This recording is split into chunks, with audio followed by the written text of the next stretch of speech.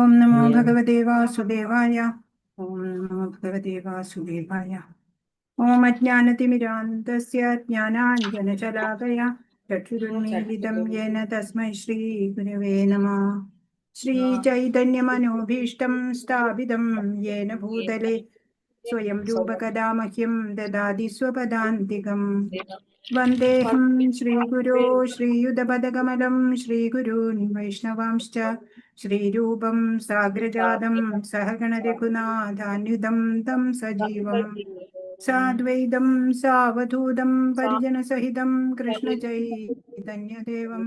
ശ്രീരാധാകൃഷ്ണപാദാൻ സഹഗണ ലളിതാ ശ്രീവിശാഖാന്വിതാംശ്ച. ഹേ കൃഷ്ണ കരുണാ സിന്ധോ ദീനബന്ധോ ജഗത്പദേ ഗോപേശ ഗോപികാകാന്ത രാധാകാന്ത നമോസ്തുതേ. തപ്തകാഞ്ചന ഗൗരാംഗീ ശ്രീരാധേ വൃന്ദാവനേശ്വരി വൃഷഭാനുസുതേ ദേവി പ്രണമാമി ഹരിപ്രിയേ. ജയ് ശ്രീകൃഷ്ണ ചൈതന്യ പ്രഭു നിത്യാനന്ദ ശ്രീ അദ്വൈത ഗദാധര ശ്രീവാസാദി ഗൗരഭക്തവൃന്ദ. ഹരേ കൃഷ്ണ കൃഷ്ണ കൃഷ്ണ ഹരേ ഹരേ, ഹരേ രാമ രാമ രാമ ഹരേ ഹരേ. ശ്രീ ശ്രീ രാധാ ഗോവിന്ദ് കി ജയ്. ശ്രീല പ്രഭുപാദ.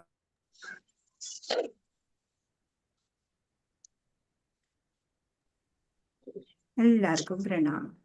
പ്രണാമം മാതാജി. ഹരേ കൃഷ്ണ മാതാജി. ഹരേ കൃഷ്ണ മാതാജി.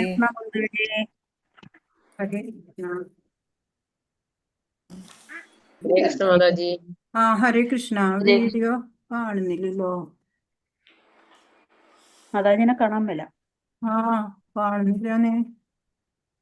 ഹരേ കൃഷ്ണ. എന്താ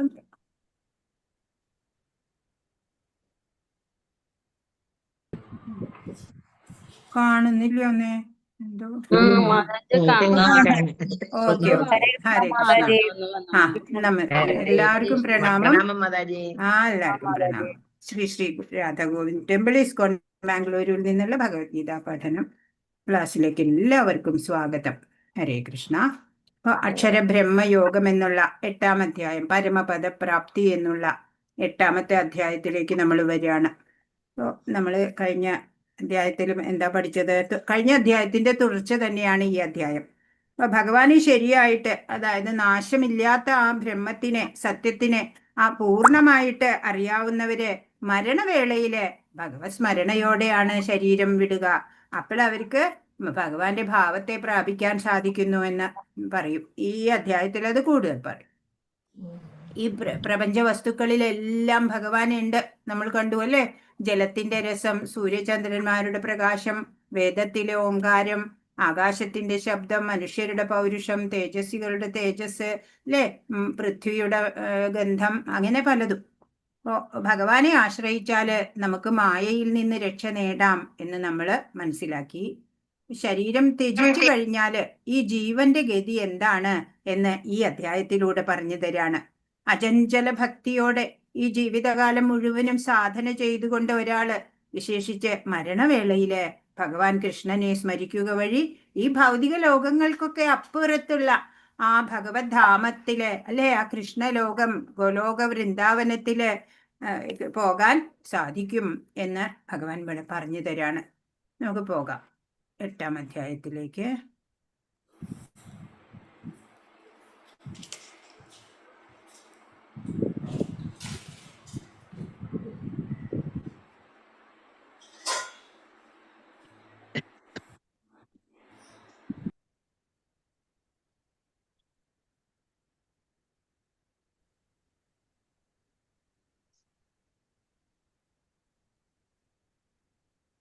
ഹരേ കൃഷ്ണ.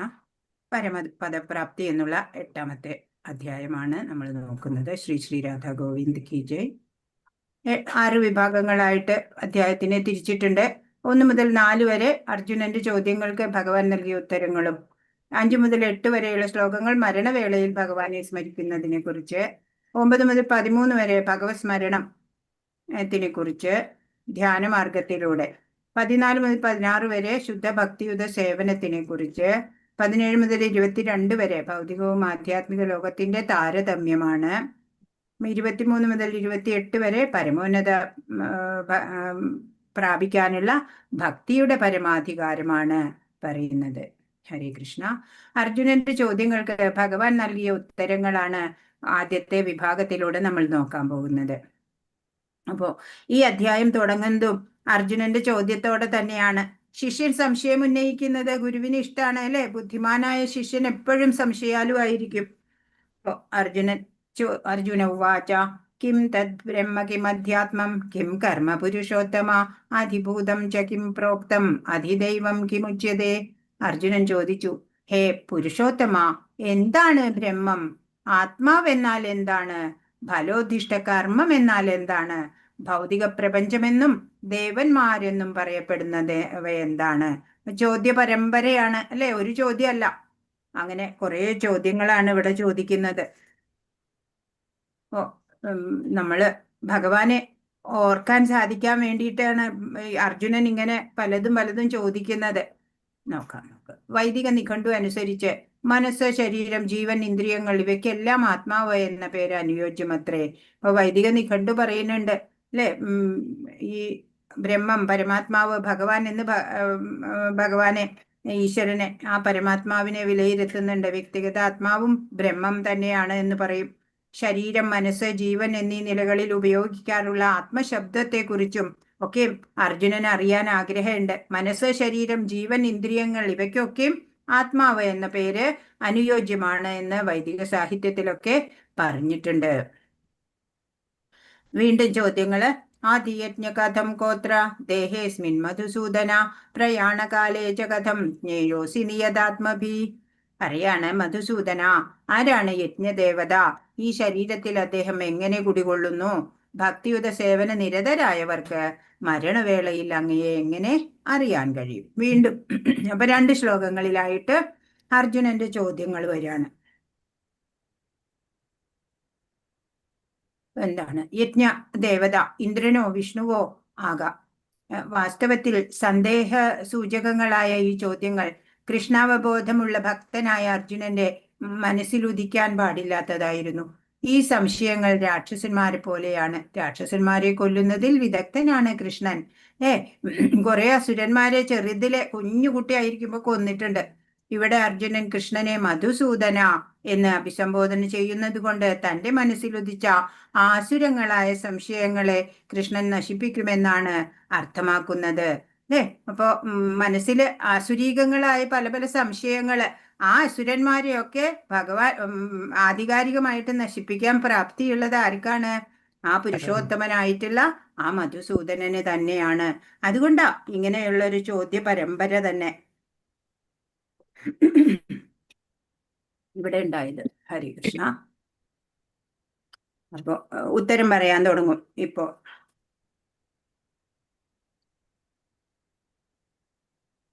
നമുക്കറിയാലേ, എന്താ പറയാ, ഭക്തനായിട്ടുള്ള കുലശേഖര രാജാവ് പ്രാർത്ഥിച്ചു, ഭഗവാനെ എനിക്ക് ഇപ്പൊ തന്നെ മരിക്കണം എന്നാണ് പ്രാർത്ഥിക്കണേ. എന്താ കാരണം എന്ന് വെച്ചാ, ആരോഗ്യമുള്ളപ്പോ വേണം മരിക്കാൻ, എന്നാലേ ഭഗവാനിൽ മനസ്സ് ഊന്നാൻ പറ്റുള്ളൂ അല്ലെ. ഓരോ ആദിവ്യാധികളൊക്കെ കൊണ്ട് ശരീരം തളർന്നിരിക്കുന്ന വേളയിൽ ചിലപ്പോ ഭഗവാനെ സ്മരിക്കാൻ പറ്റിയില്ലെങ്കിലോ. അങ്ങനെ തുടരെ മന്ത്രജപം ചെയ്യുക, അപ്പോഴാ ഭഗവാനെ ഓർക്കാൻ സാധിക്കുക അല്ലെ. ഭഗവാന്റെ നാമം, രൂപം, ഗുണം, വ്യക്തിത്വം എല്ലാം ഒന്നാണ്. ഭൗതികതയില് ഓബ്ജക്റ്റും പേരും വ്യത്യാസം ഉണ്ടാവും, പക്ഷെ ആത്മീയതയിൽ അങ്ങനെയല്ല. അപ്പൊ നമ്മളും കുലശേഖര മഹാരാജാവിന്റെ പോലെ പ്രാർത്ഥിക്കണോ? വേണ്ട അല്ലേ, നമുക്ക് അതിനുള്ള ധൈര്യമൊന്നുമില്ല. ഹരേ കൃഷ്ണ. 3-ാമത്തെ ശ്ലോകം. ശ്രീ ഭഗവാൻ ഉവാച അക്ഷരം ബ്രഹ്മ പരമം സ്വഭാവോ അധ്യാത്മമുച്യത്തെ ഭൂതഭാവോദ്ഭവകരോ വിസർഗ കർമ്മ സംജ്ഞിത. ശ്രീ ഭഗവാൻ പറഞ്ഞു, അവിനാശിയും അതീന്ദ്രിയനുമായ ആത്മാവത്രേ ബ്രഹ്മം. ആരാ ബ്രഹ്മം? അവിനാശിയും അതീന്ദ്രിയനുമായ ആത്മാവാണ് ബ്രഹ്മം. ബ്രഹ്മത്തിന്റെ ശാശ്വത പ്രകൃതി അധ്യാത്മം എന്ന് പറയുന്നു. ആ ബ്രഹ്മം ശാശ്വതനാണ് അല്ലെ, അനശ്വരനാണ് ആ ബ്രഹ്മം എന്നുള്ളത്. അതിന്റെ ആ ശാശ്വത പ്രകൃതിയെ അധ്യാത്മം എന്ന് പറയും. ജീവാത്മാക്കളുടെ ഭൗതിക ശരീരത്തിന്റെ വികാസത്തിന് വേണ്ടുന്ന പ്രവർത്തനങ്ങളാണ് കാമ്യകർമ്മങ്ങൾ. അപ്പൊ മൂന്ന് ഉത്തരം ഈ ശ്ലോകത്തിലൂടെ തന്നു അല്ലേ? അപ്പൊ അത് നോക്കണം. ഇവിടെ ജനന മരണ ചക്രത്തെ കാണിച്ചു. വൈദിക സാഹിത്യം ജീവാത്മാവിനെ ബ്രഹ്മമെന്നും പറയുന്നുണ്ട്, എന്നാൽ ഒരിക്കലും പരബ്രഹ്മമെന്ന് വിശേഷിപ്പിക്കാറില്ല. വൈദിക സാഹിത്യത്തിൽ ജീവാത്മാവിനെയാണ് ബ്രഹ്മം എന്ന് പറയണേ, പരമാത്മാവിനെ അല്ല എന്നാ പറയണേ. ഹരേ കൃഷ്ണ. അപ്പോ ഈ 4ാമത്തെ ചോദ്യത്തിൽ ബാക്കി ഉത്തരങ്ങള് ഭഗവാൻ നൽകുകയാണ്. അധിഭൂതം ക്ഷരോഭാവ പുരുഷശ്ചാധിദൈവതം അധിയജ്ഞോ ഹേമേവാത്ര ദേഹേ ദേഹഭൃതാം വരാ. ഹേ ശരീരം കൈക്കൊണ്ടവരിൽ ശ്രേഷ്ഠനായവനെ, എപ്പോഴും മാറിക്കൊണ്ടിരിക്കുന്ന ഭൗതിക പ്രകൃതിയാണ് അധിഭൂതം. എപ്പോഴും മാറിക്കൊണ്ടിരിക്കണ പ്രകൃതി, അത് തന്നെയാണ് അധിഭൂതം. പ്രത്യക്ഷ പ്രപഞ്ചത്തിനെയാണ് അധിഭൂതം എന്ന് പറയുന്നത്. പിന്നെയോ സൂര്യനെയും ചന്ദ്രനെയും ദേവന്മാരെയും ഉൾക്കൊള്ളുന്ന ഭഗവാന്റെ വിശ്വരൂപം അധിദൈവം എന്ന് പറയുന്നു. പിന്നെയോ സകല ശരീരങ്ങളുടെയും ഹൃദയത്തിൽ വാണരുളുന്ന പരമാത്മാവായ ഭഗവാൻ കൃഷ്ണൻ അധിയജ്ഞൻ എന്നറിയപ്പെടുന്നു. 3 ഉത്തരങ്ങൾ ഇവിടെ. എന്തൊക്കെയാണ്? ഈ ഭൗതിക പ്രകൃതി, അതാണ് ഈ പ്രത്യക്ഷ പ്രപഞ്ചത്തിനെയാണ് അധിഭൂതം എന്ന് പറയുന്നത്. സൂര്യചന്ദ്രന്മാരെയും ദേവന്മാരെയും എല്ലാം ഉൾക്കൊള്ളുന്ന ആ ഭഗവാന്റെ വിശ്വവ്യാപ്തമായിട്ടുള്ള രൂപം ഉണ്ടല്ലോ, യൂണിവേഴ്സൽ ഫോം, അതിനെയാണ് അധിദൈവം എന്ന് പറയുന്നത്.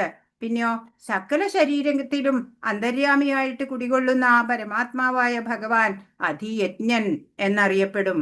അപ്പൊ 3 ഉത്തരായി ഇല്ല ഇവിടെ. ഇനി അപ്പൊ 4 ശ്ലോകങ്ങൾ അങ്ങനെ. മരണവേളയിൽ ഭഗവാനെ സ്മരിക്കുന്നത് 2ാമത്തെ വിഭാഗം. മരണസമയത്ത് ഒരാൾ എന്തിനെ കുറിച്ചാണോ സ്മരിക്കുന്നത് അയാൾ തീർച്ചയായും അതിനെ പ്രാപിക്കും. അർജുനനോട് വ്യതിചലിക്കാതെ ധ്യാനിക്കാനും തന്റെ പ്രവർത്തനങ്ങൾ ഭഗവാന് സമർപ്പിക്കാനും അങ്ങനെ ഭഗവാനെ നേടാനും കൃഷ്ണൻ ശുപാർശ ചെയ്യുന്നു. അപ്പോ 5ാമത്തെ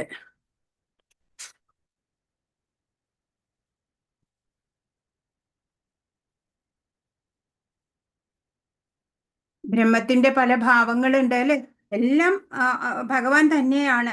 ഇപ്പൊ ഒരു കുട്ടി ഉണ്ട് വിചാരിക്കുക വീട്ടില്, അത് ആ കുട്ടി വീട്ടിലെ അച്ഛനമ്മമാരുടെ മകനാണ്. സ്കൂളിലോ ഇന്ന 6ാം ക്ലാസ്സിൽ പഠിക്കണ കുട്ടി, സുഹൃത്തുക്കളുടെ ഇടയിലോ ഇന്ന വീട്ടിലെ കുട്ടി എന്ന് പറയും. അതുപോലെ ബ്രഹ്മം പുരുഷനായിരിക്കുമ്പോൾ അധിദൈവം, അധിയജ്ഞനായിട്ട് ഓരോ ശരീരത്തിലും നമ്മുടെ ഓരോ ചലനവും ഭഗവാൻ നമ്മുടെ കൂടെ നിന്നിട്ട് ഇങ്ങനെ അറിഞ്ഞുകൊണ്ടിരിക്കുകയാണ് അല്ലെ. പ്രാർത്ഥനയുടെ ശക്തിക്കനുസരിച്ച് ആ പരമപുരുഷൻ നമുക്ക് പ്രത്യക്ഷമാവും എന്നാണ്. ഓരോ ചിന്തകളും കർമ്മം തന്നെയാണ്. ഇവയ്ക്കെല്ലാം പ്രതിഫലനം ഉണ്ടാവും. നിഷ്കാമ കർമ്മം ചെയ്യുമ്പോഴേ അന്തര്യാമിയായിട്ടുള്ള അധിയജ്ഞൻ ആ കർമ്മവാസനകളെയൊക്കെ എരിയിച്ചു കളയാണ്. എല്ലാം അറിയാൻ നമ്മുടെ ഉള്ളിൽ തന്നെ ഭഗവാനുണ്ട് അല്ലെ. അപ്പൊ വാതിലടച്ചിട്ടിട്ട് നമ്മൾ ഒരു കർമ്മം ചെയ്താൽ ആരും അറിയില്ല എന്ന് കരുതണ്ട അല്ലെ. എല്ലാം ഭഗവാൻ അറിഞ്ഞുകൊണ്ടേ ഇരിക്കുകയാണ്. 5ാമത്തെ ശ്ലോകം. ഈ ഭാവത്തില് വ്യവഹരിച്ച ഒരുവൻ മരണവേളയിൽ എന്നെ സ്മരിച്ച് എന്റെ പരമോന്നത തലത്തിലേക്ക് എത്തിച്ചേരും എന്ന് ഭഗവാൻ പറയാണ്. അന്തകാലേ ചമാമേവ സ്മരൻ മുക്ത്വാ കളേവരം യപ്രയാതി സമദ്ഭാവം യാതിനാസ്തി അത്ര സംശയ. മരണസമയത്ത് എന്നെ തന്നെ സ്മരിച്ചുകൊണ്ട് ശരീരം ത്യജിക്കുന്നവൻ എന്റെ ഭാവത്തെ ഉടൻ തന്നെ പ്രാപിക്കുമെന്നതിന് സംശയമില്ല. പറയാണ് മരണകാലത്ത് ഭഗവാനെ സ്മരിക്കാൻ സാധിക്കണം. ആരുടെ പോലെ? ഭീഷ്മ പിതാമഹന്റെ പോലെ അല്ലേ. മരണസമയത്ത് ഭഗവാനെ മുമ്പിൽ കണ്ടുകൊണ്ടാ ഭീഷ്മ പിതാമഹൻ. നമുക്കൊന്നും അങ്ങനെ ആവില്ല അല്ലെ. ഹരേ കൃഷ്ണ. ഈ ശ്ലോകം കൃഷ്ണാവബോധത്തിന്റെ പ്രാധാന്യം ഊന്നി പറയുന്നു. കൃഷ്ണാവബോധത്തോടെ ദേഹത്യാഗം ചെയ്യുന്നവൻ ഉടനെ ഭഗവാന്റെ അതീന്ദ്രിയ ഭാവം കൈക്കൊള്ളുന്നു. അപ്പൊ ഭഗവാന്റെ ഭാവം കൈക്കൊള്ളും. അപ്പൊ നമ്മൾ എന്ത് വേണം? ദിനചര്യയൊക്കെ ചെറുതായിട്ടൊന്ന് മാറ്റി പിടിക്കണം അല്ലേ. അങ്ങനെ ഈ ജീവിതകാലം മുഴുവനും ഭഗവത് സ്മരണം സാധിച്ചില്ലെങ്കിലും അന്ത്യവേളയിലെങ്കിലും ഭഗവാനെ സ്മരിക്കണം എന്നാണ്. മരണം എപ്പോ വേണമെങ്കിലും വരാം അല്ലെ. അപ്പൊ ഭഗവത് സ്മരണ അതൊരു ശീലമാക്കി നമ്മൾ മാറ്റണം. ഭക്തിപൂർവമായ സേവനത്തിലൂടെ കൃഷ്ണാവബോധം പുലർത്തിപ്പോരാത്ത ഒരു ജീവന് പവിത്രതയില്ലാത്തത് കൊണ്ട് കൃഷ്ണസ്മരണ സാധ്യമാവില്ല.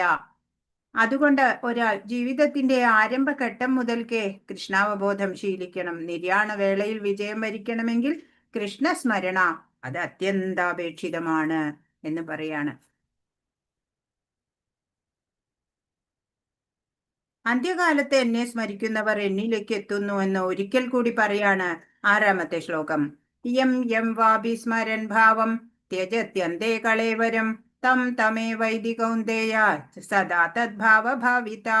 എന്തിനെ കുറിച്ചാണോ മരണവേളയിൽ ഒരാൾ സ്മരിക്കുന്നത്, ഹേ കുന്തിപുത്ര, അയാൾ തീർച്ചയായും അതിനെ പ്രാപിക്കും. എല്ലായ്പ്പോഴും ഭഗവാനുമായിട്ട് സംഘം ശീലമാക്കണം, അല്ലെ? അപ്പോഴാ അന്ത്യകാലത്തും നമ്മൾക്ക് അതിന് സാധിക്കാം. മരണം എപ്പോ വേണമെങ്കിലും വന്നെത്താം, അല്ലെ? അതുകൊണ്ട് ഒരു നിമിഷം കളയാതെ ആ ഭഗവാനെ മാത്രം സ്മരിക്കുക. അങ്ങനെ നമുക്ക് സ്വസ്ഥമായിട്ട് ഇരിക്കാനും പറ്റും, അല്ലെ? ആരോടും പകയില്ലാതെ അങ്ങനെ ഭഗവത് സ്മരണ എപ്പോഴും നിലനിർത്തി പോരാ. അപ്പൊ അന്ത്യവേളയിലും ഭഗവാനെ സ്മരിക്കാൻ പറ്റും. കൃഷ്ണസ്മരണയോടെ ശരീരം ത്യജിക്കുന്നവർ അതീന്ദ്രിയമായ ഭഗവത് പദം പോകുന്നു. മറ്റേതെങ്കിലും സ്മരണ പുലർത്തിക്കൊണ്ട് മരിക്കുന്നവർ ഈ അവസ്ഥയിൽ എത്തുകയില്ല. ഇത് സവിശേഷ ശ്രദ്ധയാകർഷിക്കുന്ന സംഗതിയാണ്. നമുക്കറിയാലേ, ഭരത ചക്രവർത്തി മാനിനെ സ്മരിച്ച് കൊണ്ട് ശരീരം ത്യജിച്ചപ്പോൾ അടുത്ത ജന്മം മാനായിട്ട് പിറക്കേണ്ടി വന്നു. Death is the final exam, അല്ലെ? ഫൈനൽ എക്സാമിൽ പാസ്സായില്ലെങ്കിൽ വീണ്ടും അതേ ക്ലാസ്സിൽ ഇരുന്നുകൊണ്ട് പഠിക്കാൻ വരണം നമ്മള്, അല്ലെ? അപ്പൊ അതെപ്പോഴും നമ്മൾ ഓർക്കണം. ഉത്തരവാദിത്തങ്ങൾക്കിടയില് എങ്ങനെ ഭഗവാനെ സ്മരിക്കും? എല്ലാ ചുമതലയും കഴിഞ്ഞ് ഭഗവാനെ സ്മരിച്ചാൽ മതിയോ? അതവിടെ 7-ാമത്തെ ശ്ലോകം പറയണത്. തസ്മാ സർവേഷു കാലേഷു മാമനുസ്മരയുധ്യജ മയ്യർപ്പിത മനോബുദ്ധിർ മാമേ വൈശ്യസ്യ സംശയ. അതിനാൽ അർജുന, ശ്രീകൃഷ്ണ രൂപത്തിൽ എന്നെ നീ എപ്പോഴും ഓർക്കുക. അതോടൊപ്പം തന്നെ നിയതകർമ്മമായ യുദ്ധം നിർവഹിക്കുകയും ചെയ്യുക. സ്വകർമ്മങ്ങളെല്ലാം എനിക്കായി അർപ്പിച്ചും മനോബുദ്ധികൾ എന്നിൽ ഉറപ്പിച്ചുമിരുന്നാൽ നീ എന്നെ പ്രാപിക്കും, സംശയമില്ല. അപ്പൊ എപ്പോഴാ നമ്മൾ ഓർക്കണ്ടേ ഭഗവാനെ? എപ്പോഴും, അല്ലേ? എപ്പോഴും ഒരു നിമിഷം കളയാതെ എപ്പോഴും ഭഗവത് സ്മരണ ഉണ്ടാവുക. അതിനോടൊപ്പം നമ്മൾ നമ്മുടെ നിരന്തരമായ കർമ്മങ്ങൾ ചെയ്തുകൊണ്ടിരിക്കുക. സ്വകർമ്മങ്ങളൊക്കെയും ചെയ്യുമ്പോൾ ഭഗവാനെ അർപ്പിച്ചുകൊണ്ട് മനോബുദ്ധികളൊക്കെ ഭഗവാനിൽ ഉറപ്പിച്ചും ഇരിക്കുക. അപ്പോള് ഭഗവാനെ പ്രാപിക്കും, സംശയമില്ല, അല്ലെ? കർമ്മയോഗം അതാണ്. എല്ലാം ചെയ്യിക്കുന്നതും ഭഗവാൻ തന്നെയാണ്. ഇപ്പൊ ജീവിച്ചിരിക്കുന്ന കാലം മുഴുവനും ഊർജം തരുന്നതാണ് ഈ ആത്മീയത എന്നുള്ളത്. ജീവിതയാത്രയില് തളരാതെ മുന്നേറാൻ ആത്മീയത നമ്മൾക്കൊരു ഊന്നുവടിയാണ്. അന്ത്യകാലത്ത് മാത്രമല്ല, അല്ലെ, അതിന്റെ ആവശ്യം. ജീവിതത്തിലുടനീളം ആത്മീയത നമുക്ക് ആവശ്യമാണ്. അന്തേ നാരായണ സ്മൃതി അത് വേണം. അതിനെന്തു ചെയ്യണം? കാം കർത്തേ രഹോ നാം ജപത്തേ രഹോ എന്നാണ്, അല്ലെ? കർത്തവ്യം ചെയ്തുകൊണ്ടിരിക്കുക, ഒപ്പം നാമം ജപിച്ചുകൊണ്ടിരിക്കുക, അല്ലെ? സ്പിരിച്വൽ ലൈഫും മെറ്റീരിയൽ ലൈഫും അങ്ങനെ ബാലൻസ് ചെയ്ത് കൊണ്ടുപോവാൻ നമുക്ക് സാധിക്കണം, അല്ലെ? യമസ്യ കരുണ നാസ്തി കർത്തവ്യം ഹരികീർത്തനം എന്നാണ്. ആ യമൻ വരുമ്പോഴ് പിന്നെ ഒരു സെക്കൻഡ് പോലും നമുക്ക് കൂട്ടിത്തരില്ല, ഒരു കരുണയില്ല, നമ്മളോടുണ്ടാവില്ല. അപ്പൊ നമ്മളുടെ കർത്തവ്യം എന്താണ്? ഹരികീർത്തനം ചെയ്യുക എപ്പോഴും. അപ്പൊ സദാ സ്മരണം എങ്ങനെ സാധ്യമാകും? അതാണ് അടുത്ത ശ്ലോകം പറയുന്നത്. തങ്ങളുടെ നിർദ്ദിഷ്ട കർമ്മം നിറവേറ്റുന്നതിൽ നിന്ന് പിന്തിരിയാൻ ആരെയും ഭഗവാൻ പ്രേരിപ്പിക്കുന്നില്ല. ഒരാൾക്ക് ഈ പ്രവൃത്തികൾ തുടരുന്നതോടൊപ്പം ഹരേ കൃഷ്ണ മന്ത്രം ഉച്ചരിച്ചുകൊണ്ട് ഭഗവത് സ്മരണ പുലർത്തുകയുമാവാം. അപ്പൊ സദാ സ്മരണം എങ്ങനെയാണ്? 8-ാമത്തെ ശ്ലോകം. അഭ്യാസയോഗയുക്തേന ചേതസാ നാന്യഗാമിന പരമം പുരുഷം ദിവ്യം യാതി പാർത്ഥാനുചിന്തയൻ. എന്നെ പരമദിവ്യോത്തമ പുരുഷനായി ആരാണോ ധ്യാനിക്കുന്നത്, ആരാണോ മാർഗത്തിൽ നിന്ന് വ്യതിചലിക്കാതെ തുടർച്ചയായി എന്നെ മനസ്സിൽ സ്മരിക്കുന്നത്, അല്ലയോ പാർത്ഥ, അയാൾ നിശ്ചയമായും എന്നെ പ്രാപിക്കും. പറയാണ് ഭഗവാന്റെ ആ സർവജ്ഞത്വം, ആ പരമോന്നതമായിട്ടുള്ള സ്റ്റാറ്റസ് സ്മരിച്ചുകൊണ്ട് ആരാണോ ഭഗവാനെ ധ്യാനിക്കണത്, അതുപോലെ ഭക്തി മാർഗത്തിൽ നിന്ന് വ്യതിചലിക്കാതെ തുടർച്ചയായിട്ട് ഭഗവത് സ്മരണം നടത്തുന്നത്, അയാൾ നിശ്ചയമായിട്ടും എന്നെ പ്രാപിക്കും. വ്യവസായാത്മിക ബുദ്ധി വേണം. അതാ ഇവിടെ പറയണത്. ഈ ഭൗതിക ജീവിതത്തിന്റെ നിരർത്ഥകതയെ കുറിച്ച് എപ്പോഴും നമുക്ക് ഓർമ്മ ഉണ്ടാവണം. അപ്പോഴാണ് ഭഗവാനോട് അടുക്കാൻ ആവേശം ഉണ്ടാവുക. അപ്പൊ നമ്മൾക്ക് ശ്രീല പ്രഭുപാദ് ജീവിച്ചും മരിച്ചും നമുക്ക് മാതൃകയായി. ദേഹം വെടിയുന്നതിന് അല്പം മുമ്പ് പോലും അദ്ദേഹം ഭാഗവതം ട്രാൻസ്ലേറ്റ് ചെയ്തുകൊണ്ടിരിക്കുകയായിരുന്നു, അല്ലേ? ഇപ്പോ സാ തസ്മിൻ പരമപ്രേമ രൂപ എന്ന് നാരദമുനി പറഞ്ഞിട്ടുണ്ട് നാരദ ഭക്തി സൂത്രത്തില്. ഭഗവാനോട് ഉത്കൃഷ്ട പരമപ്രേമം, അല്ലെ? അതാണ് ഭക്തി. എപ്പോഴും മനസ്സ് ഈശ്വരനിലേക്ക് ഇങ്ങനെ ഇങ്ങനെ സമുദ്രത്തിലേക്ക് ഇങ്ങനെ ഒഴുകി എത്തുന്നത് പോലെ എപ്പോഴും ആ നമ്മുടെ മനസ്സ് ഉണ്ടല്ലോ, ആ ഭഗവാനാകുന്ന ആ സമുദ്രത്തിലേക്ക് ഇങ്ങനെ ഒഴുകി എത്തണം. എപ്പോഴും ഒരു നിമിഷം പോലും മറക്കാതിരിക്കണം. ശലഭമായി തീരാൻ തീവ്ര അഭിലാഷമുള്ള പുഴു അതേ ജന്മത്തിൽ തന്നെ ശലഭമായി മാറുന്നത് കാണാം. പലപ്പോഴും പറയാറുള്ള ഒരു ഉദാഹരണമാണിത്. നിരന്തരം കൃഷ്ണനെ പറ്റി ചിന്തിച്ചു കൊണ്ടിരുന്നാൽ നമുക്കും കൃഷ്ണന്റേതുപോലുള്ള രൂപം ലഭിക്കാവുന്നതാണ്. ഇപ്പൊ ഒരു പുഴു അല്ലെ, ലാർവ, അതിങ്ങനെ എന്താ പറയാ, ശലഭത്തിനെ ചിന്തിച്ച് അങ്ങനെ ഇരുന്ന് ശലഭമായി മാറുന്ന പോലെ നമ്മൾ ഭഗവാനെ ചിന്തിച്ച് ഇരുന്നിട്ട് ഭഗവാന്റെ രൂപം നമുക്കും ലഭിക്കും, അല്ലേ? സാരൂപ്യം, അതിൽ നമുക്കും പോകാൻ പറ്റും. അപ്പൊ മനുഷ്യ ജീവിതം സമ്പൂർണമാവുന്നത് എപ്പോഴാ? സ്വസ്ഥ ജീവിതവും വേണം, സ്വസ്ഥ മരണവും വേണം, അല്ലേ? അപ്പൊ ഇത് ആധ്യാത്മികത കൊണ്ട് മാത്രമേ സാധിക്കുള്ളൂ എന്ന് പറയാണ് 9ാമത്തെ ശ്ലോകം. ഭഗവത് സ്മരണം ധ്യാനമാർഗത്തിലൂടെ കൃഷ്ണനെയും അവന്റെ ഗുണങ്ങളെയും ധ്യാനിക്കുന്നതിലൂടെയോ യോഗമിശ്രഭക്തിയിലൂടെയോ ഒരാൾക്ക് ശരീരം ഉപേക്ഷിക്കുമ്പോൾ പരമപുരുഷനെ കുറിച്ച് ചിന്തിക്കാനും ആത്മീയ ഗ്രഹങ്ങളിൽ എത്തിച്ചേരാനും സാധിക്കും. കവിം പുരാണമനുശാസിതാര മനോരണീയാം സമനുസ്മരേദ്യ സർവസ്യ ധാതാരമചിന്യ രൂപമാദിത്യവർണം തമസഃ പരസ്താത്. സർവജ്ഞനും ആദിപുരുഷനും സർവനിയന്താവും അണുവിനേക്കാൾ ചെറുതും സകലതിന്റെയും പരിപാലകനും ഭൗതിക അനുമാനങ്ങൾക്ക് അതീതനും അചിന്യരൂപനും ഭൗതിക പ്രകൃതിക്ക് അതീതനും ആദിത്യ തേജസ്വിയുമായ വ്യക്തി എന്ന നിലയിലാണ് ഭഗവാനെ ധ്യാനിക്കേണ്ടത്. അപ്പൊ ഭഗവാന്റെ ക്വാളിഫിക്കേഷൻസ് എന്തൊക്കെയാ? ഭഗവാൻ ആദിപുരുഷനാണ്, സർവനിയന്താവാണ്, സർവജ്ഞനാണ്, അണുവിനേക്കാൾ ചെറുതാവാൻ പറ്റും, അല്ലെ? സകലതിന്റെയും പരിപാലകൻ ഭഗവാനാണ്, ഭൗതിക അനുമാനങ്ങൾക്കൊക്കെ അതീതനാണ്, അചിന്യരൂപനാണ്, ഭൗതിക പ്രകൃതിക്കും അതീതനാണ്, ആദിത്യ തേജസ്വിയാണ്. അങ്ങനെയുള്ള ഒരു വ്യക്തി എന്ന നിലയിലാണ് ഭഗവാനെ ധ്യാനിക്കേണ്ടത്.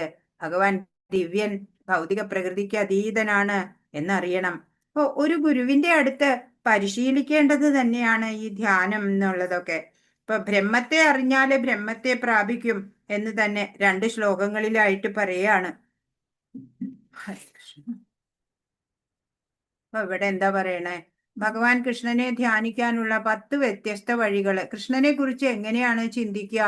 ഭഗവാൻ കവി എന്ന് പറഞ്ഞാൽ സർവജ്ഞൻ, ഭൂതഭാവി വർത്തമാനങ്ങളൊക്കെ അറിയണ ആളാണ് ഭഗവാൻ, അല്ലേ? ഇപ്പൊ എല്ലാം ഭഗവാനിൽ നിന്നാ ജനിച്ചത്. ഇപ്പൊ പുരാണനാണ് ഭഗവാൻ. അനുശാസിതാരം എന്ന് പറഞ്ഞാൽ എല്ലാത്തിന്റെയും നിയന്താവാണ്, അല്ലേ? കൺട്രോളറാണ്. അണോരണീയാം എന്ന് പറഞ്ഞാൽ അണുവിനേക്കാൾ ചെറുതാവാൻ ഭഗവാന് പറ്റും. ധാതാരം എന്ന് പറഞ്ഞാൽ പരിപാലകനാണ്. പിന്നെയോ എല്ലാ ഭൗതിക സങ്കല്പങ്ങൾക്കും അപ്പുറം എല്ലാ മഹാഗ്രഹത്തിലും ഭഗവാന്റെ ശക്തിയാൽ നീന്തി നടക്കുന്നു. രൂപം എപ്പോഴും ഒരു വ്യക്തിയായിട്ട് വേണം ഭഗവാനെ ധ്യാനിക്കാൻ. അചിന്തനീയമാണ് ഭഗവാന്റെ ശക്തി വിശേഷങ്ങള്. ആദിത്യവർണം, സൂര്യനെ പോലെ പ്രകാശിക്കുന്നതാണ് ഭഗവാന്റെ രൂപം.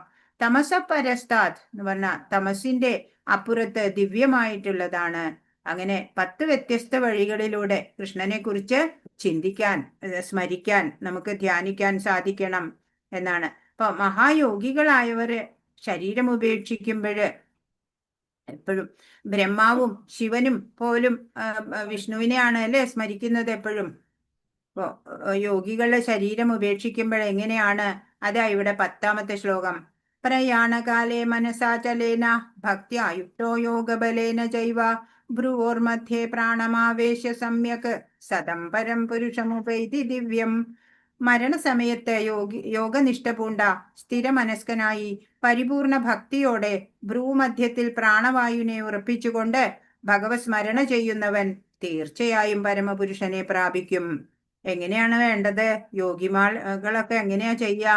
മരണസമയത്ത് യോഗനിഷ്ഠ പൂണ്ട് സ്ഥിരമനസ്കനായിട്ട് പരിപൂർണ ഭക്തിയോടെ ഭ്രൂമധ്യത്തില് നമ്മുടെ നെറ്റിയുടെ നടുക്ക്, അല്ലെ, പ്രാണവായുവിനെ ഉറപ്പിച്ച് ഭഗവത് സ്മരണ ചെയ്യുക. അങ്ങനെ അവര് പരമപുരുഷനെ തന്നെ പ്രാപിക്കും. അപ്പൊ പ്രാണായാമം, അതുപോലെ മനസ്സിനെ നിയന്ത്രിച്ച് ഏകാഗ്രമാക്കി പ്രാണനെ അടക്കി പരമാത്മാവിലേക്ക് ലയിക്കാൻ സാധിക്കുന്നതാണ്. അതിനാണ് യോഗബലേന എന്ന് പറയണത്. ഇപ്പൊ പ്രാണായാമം ഒക്കെ ശീലിച്ചവര് അതൊക്കെ കുറെ പ്രാക്ടീസ് കൊണ്ടേ സാധിക്കുള്ളൂ അല്ലെ. യോഗി പ്രാണൻ ത്യജിക്കുന്ന കാര്യമാണ്. ആസന്ന മൃത്യുവായ ഒരാൾക്ക് പെട്ടെന്ന് ഭഗവാനെ പറ്റി സ്മരിക്കാനാവില്ല.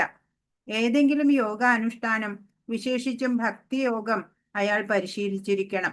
മരണാവസ്ഥയിൽ മനസ്സ് അത്യന്തം അസ്വസ്ഥമത്രേ. അതിനാൽ ഒരാൾ ജീവിതദശയിൽ തന്നെ യോഗചര്യയിലൂടെ അതീന്ദ്രിയ ഭാവം ശീലിക്കേണ്ടിയിരിക്കുന്നു. ആരോഗ്യമുള്ള സമയത്ത് തന്നെ നമ്മള് യോഗനിഷ്ഠനായിട്ട് അതൊക്കെ പരിശീലിക്കണം അല്ലെ. അങ്ങനെ യോഗചര്യയിലൂടെ അതീന്ദ്രിയ ഭാവം ശീലിച്ചവർക്കാണ് മരണവേളയിലും ഭഗവാനെ സ്മരിക്കാനും ഭഗവത് പ്രാപ്തി കരസ്ഥമാക്കാനും സാധിക്കുന്നത് എന്ന് പറയാണ്. ഇങ്ങനെ ഒരവസ്ഥയിലെത്താൻ എങ്ങനെ സാധന ചെയ്യണം? അതാ ഇവിടെ 11ാമത്തെ ശ്ലോകം പറയണത്. യദക്ഷരം വേദവിദോ വദന്തി വിശന്തി യദ്യതയോ വീതരാഗ യദി ഛന്ദോ ബ്രഹ്മചര്യം ചരന്തി തത്തേ പദം സംഗ്രഹേണ പ്രവക്ഷ്യേ.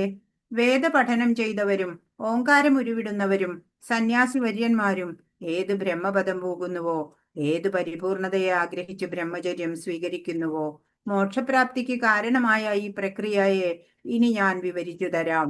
പറയാണ്, വേദപഠനം ചെയ്തവര്, ഓങ്കാരം ഉരുവിടുന്നവര്, സന്യാസി വര്യന്മാര്, അവരൊക്കെ ഏത് ബ്രഹ്മപദമാണോ പോകുന്നത്, ഏത് പരിപൂർണതയെ ആഗ്രഹിച്ചിട്ടാണോ അവര് ബ്രഹ്മചര്യം സ്വീകരിക്കണത്, മോക്ഷപ്രാപ്തിക്ക് കാരണമായിട്ടുള്ള ഈ പ്രക്രിയ ഞാൻ ഇനി വിവരിച്ചു തരാം എന്ന് പറയാണ്. അപ്പൊ ഭ്രൂമധ്യത്തിൽ പ്രാണവായുവിനെ കേന്ദ്രീകരിച്ച് അനുഷ്ഠിക്കേണ്ടുന്ന ഷഡ് ചക്ര യോഗത്തെ ഭഗവാൻ അർജുനന് ഉപദേശിച്ചു. ഇതിന്റെ അനുഷ്ഠാനത്തെ പറ്റി അർജുനന് അറിവില്ലെന്നതിനാൽ അടുത്ത ശ്ലോകങ്ങളിൽ ആ യോഗ പദ്ധതി വിശദീകരിക്കുകയാണ് ഭഗവാൻ. ആ ബ്രഹ്മത്തെ ഉപാസിക്കാനുള്ള ആ പ്രണവ മന്ത്ര ഉപാസനയെ പറ്റി പറയുന്ന 2 ശ്ലോകങ്ങളാണ് അടുത്തത്. 12. സർവദ്വാരാണി സംയമ്യ മനോഹൃതി നിരുദ്ധ്യജ മൂർധ്യാധായാത്മന പ്രാണമാസ്ഥിതോ യോഗധാരണാം. എങ്ങനെ ചെയ്യണം? ഇവിടെ പറഞ്ഞ പ്രകാരം യോഗം പരിശീലിക്കണമെങ്കിൽ ആദ്യമായി വേണ്ടത് ഇന്ദ്രിയങ്ങളുടെ കഥകടയ്ക്കുകയാണ് അല്ലെ. ഇന്ദ്രിയ നിയന്ത്രണമാണ് ഫസ്റ്റ് ആൻഡ് ഫോർമോസ്റ്റ് വേണ്ടത്. ഇപ്രകാരം ഇന്ദ്രിയങ്ങളെ സംയമിച്ച് മനസ്സിനെ ഹൃദയത്തിൽ ഏകാഗ്രമാക്കുകയും പ്രാണവായുവിനെ മൂർധാവിൽ സ്ഥിരീകരിക്കുകയും ചെയ്താൽ യോഗസ്ഥനാവാം അല്ലെ. ഭഗവാനെ തന്നെ അങ്ങനെ സ്മരിച്ച് ഹൃദയത്തില് മനസ്സിനെ ഏകാഗ്രമാക്കിയിട്ട് പ്രാണവായുവിനെ മൂർധാവില് സ്ഥിരീകരിക്കുക, അങ്ങനെ യോഗസ്ഥനാവാം എന്ന് ഭഗവാൻ പറയാണ്. ഇവിടെ പറഞ്ഞതുപോലെയുള്ള യോഗാനുഷ്ഠാനത്തിന് ആദ്യമായി വേണ്ടത് സർവ്വ ഇന്ദ്രിയങ്ങളുടെയും കവാടങ്ങൾ അടയ്ക്കുക, അതാണ് വേണ്ടത്. ഇതിനെ പ്രത്യാഹാരം അഥവാ ഇന്ദ്രിയങ്ങളെ വിഷയങ്ങളിൽ നിന്ന് പിന്തിരിക്കൽ എന്ന് പറയുന്നു. പ്രത്യാഹാരം നമ്മൾ മുമ്പ് പഠിച്ചു അല്ലെ. സർവ്വ ഇന്ദ്രിയങ്ങളെയും നിയന്ത്രിക്കുക. ഭക്തിപരമായ സേവനത്തിൽ മുഴുകി എപ്പോഴും കൃഷ്ണനിൽ തന്നെ മനസ്സുറപ്പിക്കാൻ സാധിച്ചാൽ ആ മനുഷ്യന് ഇളക്കമറ്റ അതീന്ദ്രിയ സമാധി അനായാസേന ലഭ്യമായി തീരും. അപ്പൊ ഭഗവാനിൽ മനസ്സുറപ്പിച്ച ആൾക്ക് ഈ ധ്യാനമൊക്കെ എളുപ്പമായിട്ട് ചെയ്യാൻ പറ്റും അല്ലെ. ഓം എന്നുള്ള ഏക അക്ഷരം ബ്രഹ്മത്തിനെ സൂചിപ്പിക്കുന്നതാണ്, ബ്രഹ്മപ്രതീകമാണ്. ഓം എന്ന് നീട്ടി ജപിച്ചിട്ട് ഒരു ലയം വരും. അങ്ങനെ ജപിച്ച് ഭഗവാനിൽ മനസ്സൂന്നിയിട്ട് പ്രയാണം സംഭവിക്കും എന്നാണ് യോഗിമാരുടെയൊക്കെ സ്ഥിതിയാണ്. 13. ഓം ഇത്യേകാക്ഷരം ബ്രഹ്മ വ്യാഹരൻ മാമനുസ്മരൻ യപ്രയാദിത്യജൻ ദേഹം സയാതി പരമാം ഗതിം. ഇങ്ങനെ യോഗസ്ഥനായി ഓം എന്ന ഉത്തമമായ വിശുദ്ധ അക്ഷര സംയോഗം ഉച്ചരിച്ചുകൊണ്ടും പരമദിവ്യോത്തമ പുരുഷനെ സ്മരിച്ചുകൊണ്ടും ശരീരം ത്യജിക്കുന്നവൻ ആധ്യാത്മിക ലോകങ്ങളിലെത്തും, സംശയമില്ല. അപ്പൊ ഓങ്കാരം ജപിച്ചുകൊണ്ട് അതുപോലെ ഭഗവാനെ സ്മരിച്ചുകൊണ്ടും ശരീരം ത്യജിക്കുകയാണെന്നുണ്ടെങ്കിൽ ആധ്യാത്മിക ലോകത്തിൽ എത്തുമെന്നതിന് ഒരു സംശയവും വേണ്ട. ഓങ്കാരവും ബ്രഹ്മവും ഭഗവാൻ കൃഷ്ണനും വിഭിന്നങ്ങളല്ലെന്ന് ഇവിടെ വ്യക്തമാക്കിയിരിക്കുന്നു.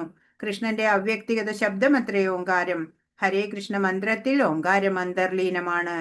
ഓങ്കാരം അന്തർലീനമായിട്ടുണ്ട്, അതുകൊണ്ട് ഓം പ്രത്യേകം പറയേണ്ടതില്ല ഹരേ കൃഷ്ണ മഹാമന്ത്രത്തില് അല്ലെ. ഭഗവാൻ കൃഷ്ണൻ തന്നെയുണ്ട്, പിന്നെ ഓങ്കാരത്തിന്റെ ആവശ്യമില്ല. അപ്പോ ഹരേ കൃഷ്ണ മന്ത്രത്തില് ഓങ്കാരം അന്തർലീനമാണ്. ജീവിതാന്ത്യത്തിൽ ഹരേ കൃഷ്ണ കൃഷ്ണ കൃഷ്ണ ഹരേ ഹരേ, ഹരേ രാമ രാമ രാമ ഹരേ ഹരേ എന്ന മഹാമന്ത്രം ഉരുവിട്ട് മരിക്കുന്നയാൾ തീർച്ചയായും ആധ്യാത്മിക ലോകങ്ങളിൽ ഒന്നിൽ എത്തിച്ചേരുക തന്നെ ചെയ്യും. ഹരേ കൃഷ്ണ. നാലാമത്തെ വിഭാഗം ശുദ്ധ ഭക്തിയുത സേവനം, ഭഗവത് സ്മരണ, ഭക്തിമാർഗത്തിലൂടെ. ഭക്തിയുത സേവനത്തിൽ നിരന്തരമായി ഏർപ്പെടുന്നതിലൂടെ കൃഷ്ണനെ വ്യതിചലിക്കാതെ സ്മരിക്കുന്ന ഒരാൾക്ക് ദുരിതങ്ങൾ നിറഞ്ഞ ഈ ഭൗതിക ലോകത്തു നിന്ന് വളരെ ദൂരെയുള്ള ഭഗവത് ധാമം എളുപ്പത്തിൽ നേടാം. 14ാമത്തെ ശ്ലോകം. അനന്യചേതാ സതതം യോ മാം സ്മരതി നിത്യശ തസ്യാഹം സുലഭ പാർത്ഥ നിത്യയുക്തസ്യ യോഗിന. അല്ലയോ പാർത്ഥ, നിരന്തരമായ ഭക്തിയുടെ സേവനം മൂലം സ്ഥിരചിത്തതയോടെ എന്നെ എപ്പോഴും സ്മരിക്കുന്ന യോഗനിഷ്ഠന് ഞാൻ സുപ്രാപ്യനാണ്. എന്തേ വേണ്ടു? നിരന്തരം ഭക്തിയുടെ സേവനം ചെയ്യുക, ചിത്തം സ്ഥിരമായിട്ടിരിക്കുക, ചഞ്ചലമില്ലാതിരിക്കുക, ഭഗവാനെ എപ്പോഴും സ്മരിക്കാൻ സാധിക്കുക. അങ്ങനെയുള്ള യോഗനിഷ്ഠന് ഭഗവാനെ എളുപ്പം പ്രാപിക്കാം എന്ന് പറയാണ്. കാലദേശഭേദം കൂടാതെയും വ്യതിചലിക്കാതെയും എല്ലായ്പ്പോഴും കൃഷ്ണനെ പറ്റി ചിന്തിക്കുന്നു എന്നതാണ് ശുദ്ധഭക്തന്റെ സവിശേഷ ഗുണം. ഇതിന് യാതൊരു വിഘ്നവും ഉണ്ടായിക്കൂടാ. എവിടെ വെച്ചും ഏതു സമയത്തും ഭഗവാനെ സേവിക്കണം. ആരാധനാ പദ്ധതി അനുസരിച്ച് ഭക്തി യോഗികൾ 5 വിധമുണ്ട്. ആരൊക്കെയാണ് ഭക്തി യോഗികൾ? 5 തരത്തില്: ശാന്തഭക്തൻ, ദാസ്യഭക്തൻ, സഖ്യഭക്തൻ, വാത്സല്യഭക്തൻ, മാധുര്യഭക്തൻ. അല്ലെ? രസങ്ങളും പറയും. ശാന്തരസം, ദാസ്യരസം, സഖ്യരസം, വാത്സല്യരസം, മാധുര്യരസം, അങ്ങനെയും പറയും. അപ്പൊ 5 ടൈപ്പ് ഭക്തന്മാരുണ്ട്. ഭഗവാൻ ആത്മീയതയിൽ ജീവിക്കേണ്ടതിന്റെ ആവശ്യകതയെക്കുറിച്ച്, അങ്ങനെ ജീവിക്കുമ്പോൾ ഭഗവത് സ്മരണയില് ശരീരം ഉപേക്ഷിക്കാനായാല് ബ്രഹ്മപദം നേടാം എന്നൊക്കെ പറഞ്ഞു തരികയാണ്. ഇനി ഇങ്ങനെ പ്രാപിച്ചാലുള്ള ഗുണം എന്താണ്? അതാണ് ഇവിടെ 15ാമത്തെ ശ്ലോകം പറയുന്നത്. മഹാത്മാക്കള്, അവർക്ക് പുനർജന്മമില്ല. മാമുപേത്യ പുനർജന്മ ദുഃഖാലയമശാശ്വതം നാപ്നുവന്തി മഹാത്മാന സംസിദ്ധിം പരമാം ഗത. ഭക്തിയോഗം കൊണ്ട് എന്നെ പ്രാപിച്ച മഹാത്മാക്കൾ പരിപൂർണത നേടിയവരാകയാൽ പിന്നീട് ദുഃഖപൂർണവും അസ്ഥിരവുമായ ഈ ലോകത്തിലേക്ക് തിരിച്ചു വരുന്നില്ല. അപ്പൊ ഭക്തിയോഗം വഴി ഭഗവാനെ പ്രാപിച്ചു കഴിഞ്ഞാല് പരിപൂർണത നേടിയവരാണ് അവര്. പിന്നെ അവർക്ക് ഈ ദുഃഖാലയം അശാശ്വതമായിട്ടുള്ള അവിടേക്ക് തിരിച്ചു വരേണ്ടതില്ല, വീണ്ടും ജനിക്കേണ്ടതില്ല. അല്ലേ? ഈ ലോകത്തിലേക്ക് വരാതിരിക്കാൻ എന്താ ചെയ്യേണ്ടത്? ഭഗവാനെ പ്രാപിക്കണം. അല്ലേ? ദുഃഖത്തിന്റെ ഇരിപ്പിടമായിട്ടുള്ള ഈ ലോകത്തേക്ക് പിന്നെ മടങ്ങി വരേണ്ടതില്ല. ലോക ജീവിതത്തിൽ ഭ്രമിച്ചിരിക്കുന്നിടത്തോളം ദുഃഖം ഒഴിവാക്കാൻ ആർക്കും സാധിക്കില്ല. അല്ലെ? നമ്മൾ ശരീരമല്ല. ശരീരത്തെ പോഷിപ്പിച്ച് നടന്നത് കൊണ്ട് കാര്യമുണ്ടോ? മനസ്സാണോ നമ്മള്? മനസ്സിനെ സന്തോഷിപ്പിക്കാൻ സിനിമ, TV ഒക്കെ കണ്ടാൽ മതിയോ? ക്ഷണിക സുഖം കിട്ടും. അല്ലെ? നമ്മളല്ലാത്തതിനെ രസിപ്പിച്ചിട്ട് എന്താ കാര്യം? ഇപ്പൊ ജീവനെ രസിപ്പിക്കാൻ നമുക്ക് സാധിക്കണം. ആത്മീയതയുടെ രുചി അത് ഒരിക്കല് അറിഞ്ഞാല് മറ്റെല്ലാം തുച്ഛമാണ് എന്ന് നമുക്ക് അറിയാം.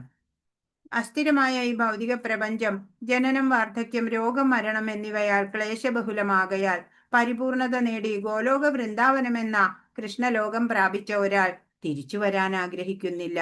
തിരിച്ചു വരേണ്ടതില്ല. അല്ലെ? ദുഃഖാലയം ദുഃഖത്തിന്റെ ആലയമാണ്. അപ്പൊ ഭൗതിക ദൃഷ്ടിക്ക് ഗോചരമല്ലാത്തതും വിവരണാതീതവുമായിട്ടുള്ള പ്രാപ്യ സ്ഥാനമുണ്ട്. അല്ലെ? മഹാത്മാക്കളുടെ ലക്ഷ്യസ്ഥാനമായ കൃഷ്ണലോകം. ഭക്തിയോഗം കൊണ്ട് ഭഗവാനെ പ്രാപിച്ചവർക്ക് പുനർജന്മമില്ല. അതാണ് 16 പറയുന്നത്. ആ ബ്രഹ്മഭുവനാലോക പുനരാവർത്തിനോ അർജുന മാമുപേത്യ തു കൗന്ദേയ പുനർജന്മന വിദ്യതേ. ഭൗതിക ലോകത്തില് സർവോന്നതമായ ഗ്രഹം, അതായത് ബ്രഹ്മലോകം മുതൽക്ക് ഏറ്റവും അധമമായുള്ളത് വരെ ജനന മരണങ്ങൾ ആവർത്തിച്ചു കൊണ്ടിരിക്കുന്ന ദുരിതപൂർണമായ സ്ഥലങ്ങളാണ്. കുന്തിപുത്ര, എന്റെ പരമപദത്തിൽ എത്തിയവനാകട്ടെ പിന്നീട് ജന്മമെടുക്കേണ്ടി വരില്ല.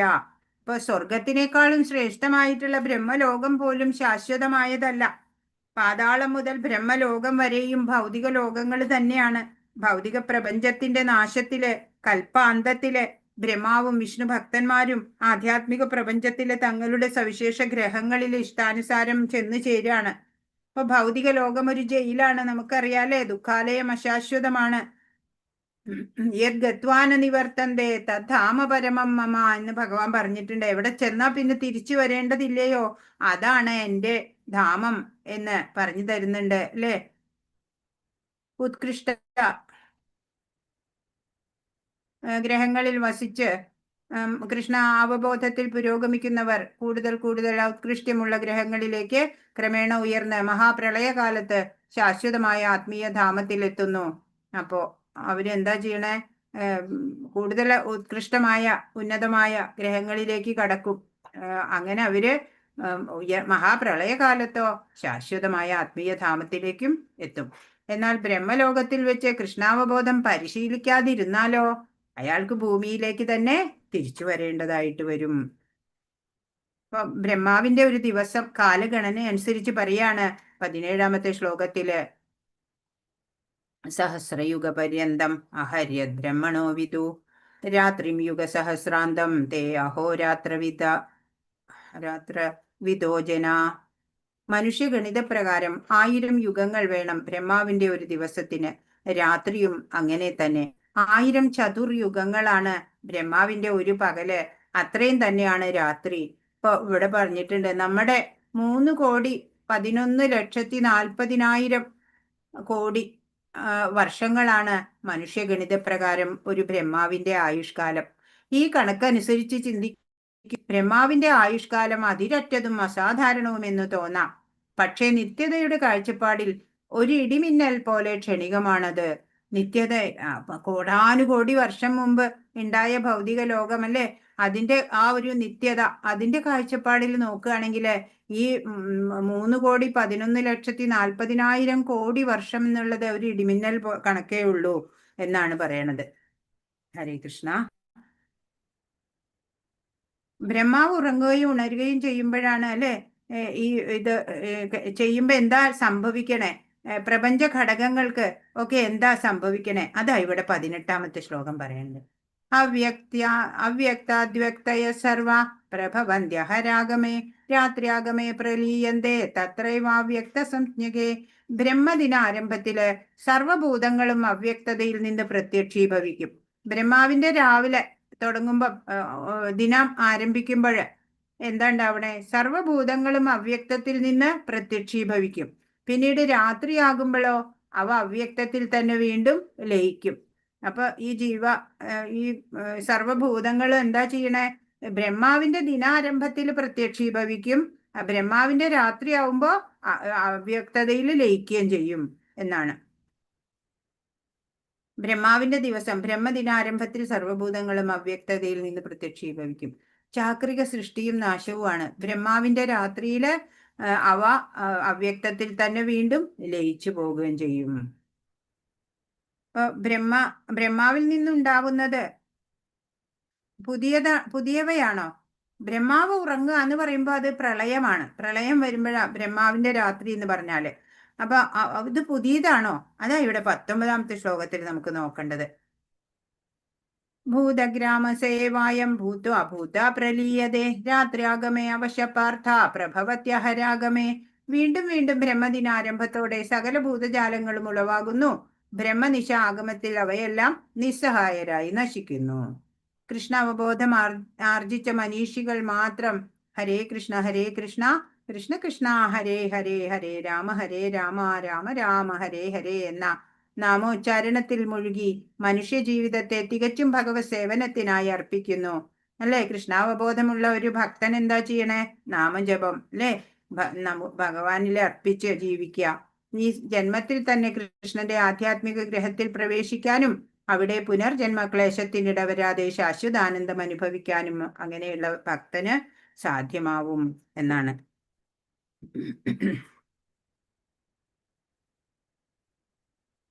ഭക്തരല്ലാത്തവർക്കും ഉത്കൃഷ്ട ഗ്രഹങ്ങളിലേക്കൊക്കെ ഉയരാൻ പറ്റും. പക്ഷേ നമ്മുടെ ഭഗവത് ധാമത്തിലേക്ക്, ഭഗവാന്റെ ലോകത്തിലേക്ക് എത്തണമെങ്കിൽ എന്ത് വേണം? പരിശുദ്ധ ഭക്തർക്ക് മാത്രമേ സാധിക്കുള്ളൂ അല്ലേ. അപ്പൊ നമ്മളും ത്രേതാ-ദ്വാപര യുഗത്തിലെല്ലാം ഒരുപക്ഷെ നമ്മളും ഉണ്ടായിരുന്നിരിക്കാം അല്ലേ. 20ാമത്തെ ശ്ലോകം. പരസ്തസ്മാതു ഭാവോന്യോ വ്യക്തോ വ്യക്താത് സനാതന യസ് സർവേഷു ഭൂതേഷു നശ്യൽസു ന വിനശ്യതി.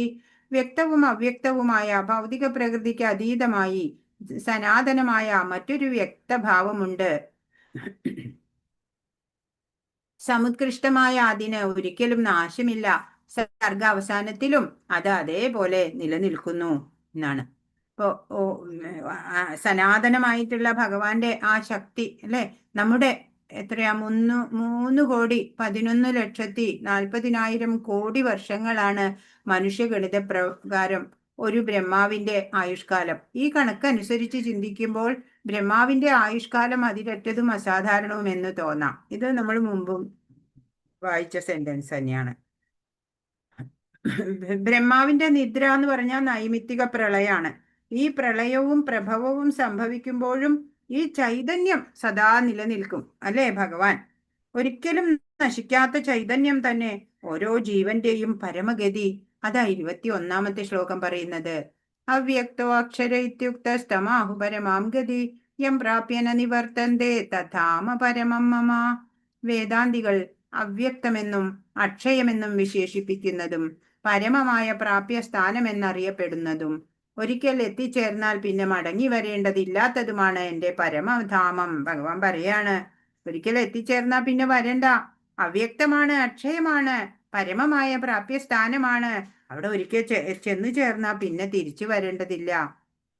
അപ്പോ ഈശ്വര വിശ്വാസികൾക്ക് പോലും ഈ ഒരു ലക്ഷ്യം അറിയണില്ല അല്ലെ. ഇന്ദ്രിയ മനസ്സുകൾക്ക് ഗോചരമല്ലാത്ത സത്യദർശികൾ കണ്ടറിഞ്ഞ ആസ്ഥാനം ശാശ്വതമായത് അല്ലെ. നമ്മൾ ഒരു സ്ഥലത്ത് ഇപ്പൊ ടൂറ് പോവാണ് എന്ന് വിചാരിക്കുക. എത്തിയ സ്ഥലത്ത് ആദ്യം രാത്രി തങ്ങാനുള്ള സ്ഥലമൊക്കെ കണ്ടെത്തി നമ്മുടെ ലഗേജൊക്കെ അവിടെ വെക്കും. പിന്നീട് കാഴ്ചകളൊക്കെ കണ്ട് നടക്കും. അപ്പൊ പിന്നെ രാത്രി ആയാല് ഭദ്രമാക്കി വെച്ച സ്ഥലത്ത് ചെന്ന് ഉറങ്ങാം അല്ലെ. നേരെ മറിച്ച് സ്ഥലം ഒരുക്കി വെച്ചിട്ടില്ലെങ്കിലോ ബുദ്ധിമുട്ടണം അല്ലെ. ഇതുപോലെയാണ് നമ്മുടെ ജീവിതം. ഇപ്പൊ നമ്മൾ വിചാരിക്കും മക്കള് ബന്ധുക്കള് ഒക്കെ നമ്മളെ നോക്കാനുണ്ടാവും. പക്ഷെ അവർക്ക് പലപ്പോഴും നമ്മളെ സഹായിക്കാൻ പറ്റിയെന്ന് വരില്ല അല്ലെ. ജീവിതം പ്രവചനാതീതമാണ്. ഇപ്പൊ എന്റെ ലക്ഷ്യം ഭഗവാനിൽ എത്തലാണ് എന്ന് ഉറപ്പിച്ചു പിന്നെ അങ്ങനെയുള്ള ഒരു ഭക്തന് ആര് വന്നാലും പോയാലും പിന്നെ ഒരു പ്രശ്നവും ഇല്ല അല്ലേ. മക്കള് വന്നോ വന്നില്ലേ, എനിക്ക് ഭഗവാൻ ഉണ്ട് എന്നുള്ള ഉറപ്പുണ്ട്. ചിന്താമണി ധാമം സർവ അഭിലാഷങ്ങളെയും നിറവേറ്റുന്നതാണ് എന്ന് ഭഗവാൻ കൃഷ്ണന്റെ പരമധാമത്തെ ബ്രഹ്മസംഹിത പറയാണ്. ഭൂമിയിൽ ഡൽഹിക്ക് 90 നാഴിക തെക്കു കിഴക്കായി ആധ്യാത്മിക അന്തരീക്ഷത്തിലുള്ള ഗോലോക വൃന്ദാവനത്തിന്റെ ഒരു ഭൗതിക പ്രതിരൂപമുണ്ട് അല്ലെ. ഭൗമ വൃന്ദാവനം എന്ന് പറയും. നമ്മുടെ UP-യിലുള്ള വൃന്ദാവനം. മധുര ജില്ലയിൽ 84 ചതുരശ്ര നാഴികയോളം വിസ്തൃതിയിലുള്ള വൃന്ദാവനം എന്ന ആ പ്രദേശത്തായിരുന്നു കൃഷ്ണൻ ഭൂമിയിൽ അവതരിച്ച കാലത്ത് കളിച്ചു നടന്നത്. നമുക്കറിയാം അല്ലെ. പരമമായ തലത്തിൽ എത്തിച്ചേരാൻ എളുപ്പമാണ്. എങ്ങനെയാണ് എന്ന് 22ാമത്തെ ശ്ലോകം. പുരുഷസ് പരം പാർത്ഥ ഭക്ത്യാ ലഭ്യസ്ത്വനന്യയാ യസ്യാന്തസ്ഥാനി ഭൂതാനി യേന സർവമിതം തതം. ശുദ്ധമായ ഭക്തി കൊണ്ട് മാത്രം പ്രാപ്യനാണ് സർവരിലും മഹത്തമനായ പരമദിവ്യോത്തമ പുരുഷൻ. ധാമസ്ഥനെങ്കിലും സർവവ്യാപിയും സർവത്തെയും ഉൾക്കൊള്ളുന്നവനുമാണ് അദ്ദേഹം. ഇപ്പൊ ശുദ്ധഭക്തി കൊണ്ട് മാത്രം പ്രാപിക്കാവുന്ന ആ ഭഗവാൻ അല്ലെ. ആ ഭഗവാൻ സ്വധാമത്തിലാണ് ഉള്ളത്. പക്ഷെ സർവവ്യാപിയായിട്ട് സർവത്തെയും ഉൾക്കൊള്ളുന്നവനാണ് ഭഗവാൻ എന്ന്. അപ്പോ ആ പരമമായിട്ടുള്ള ആ അവസ്ഥ, സ്റ്റാറ്റസ് ആണ് പറയുന്നത്. അനന്ത ചിന്മയരസ എന്നാണ് ആധ്യാത്മിക ആനന്ദപൂർണമായ ഈ സ്ഥാനത്തെ ബ്രഹ്മസംഹിത വിശേഷിപ്പിക്കുന്നത്. അവിടെ കാണാവുന്ന വർണ്ണവിശേഷങ്ങൾക്കെല്ലാം ഒരേ ഗുണമാണ് ആധ്യാത്മിക ആനന്ദം. അത് മാത്രാണ് അവിടെ ഭഗവാന്റെ ലോകത്തിലുള്ളത്. മനസ്സ് ഒരു ജലാശയമാണ് എന്ന് വെച്ചാൽ അഴുക്ക് നിറഞ്ഞ് ഇരിക്കുകയാണ് എന്നുണ്ടെങ്കിൽ അടിത്തട്ട് കാണില്ല അല്ലെ. മമത, അഹന്ത എന്നുള്ള അഴുക്കുകൾ കൊണ്ട് അടിത്തട്ട് കാണാനാവില്ല. ഭഗവാനില് പ്രേമം ഉദിച്ചാല് ഈ അഴുക്കുകളൊക്കെ അകന്നു പോവും. അപ്പോ നമ്മുടെ കൂടെയുള്ളവരും ഭഗവാൻ തന്നെ എന്ന് ചിന്തിക്കുക. പക, കോപം ഇതൊന്നും ഇല്ലാണ്ട് ആവും. അപ്പോ ആത്മീയ ലോകവും ഭഗവത് ധാമത്തിന്റെയും വിവരണമാണ് ഇവിടെ പറഞ്ഞിരിക്കുന്നത്. പരമമായത് എന്ന് പറഞ്ഞാൽ കൃഷ്ണന്റെ ധാമം കൃഷ്ണനിൽ നിന്ന് വ്യത്യസ്തമല്ല. സനാതനം എന്ന് പറയുമ്പോഴോ ജനന മരണങ്ങളിൽ നിന്ന് മുക്തമായതാണ്. അക്ഷയം എന്ന് പറഞ്ഞ കൃഷ്ണന്റെ ഉയർന്ന ശക്തി ഗുണനിലവാരത്തിൽ ഭൗതിക ശക്തിയിൽ നിന്ന് വിപരീതമാണ്. പിന്നെയോ പരിധിയില്ലാത്ത ആനന്ദമുണ്ട്. ദുരിതങ്ങൾ നിറഞ്ഞ ഭൗതിക ലോകത്തിന് വിപരീതമാണ് ആധ്യാത്മിക ലോകം. എല്ലാ ആഗ്രഹങ്ങളും നിറവേറ്റുന്നു. എല്ലാം ആകർഷകമാണ് അവിടെ. അവ്യക്തമാണ്. വ്യക്തവും അവ്യക്തവുമായ ഭൗതിക പ്രകൃതിക്ക് അതീതമാണ്. പരമമായ പ്രാപ്യസ്ഥാനമാണ്. മടങ്ങി വരേണ്ടാത്ത ഒരു ഇടമാണ്. ആത്മീയ ലോകവും ഭഗവത് ധാമവും തമ്മിലുള്ള വ്യത്യാസമാണ് ഇവിടെ പറയുന്നത്. സാധന ചെയ്തിട്ടും പൂർണ്ണതയിൽ എത്താത്തവരെ പറയാണ് 23-ാമത്തെ ശ്ലോകം. യത്ര കാലേ ത്വനാവൃത്തിമാവൃത്തിം ചൈവ യോഗിന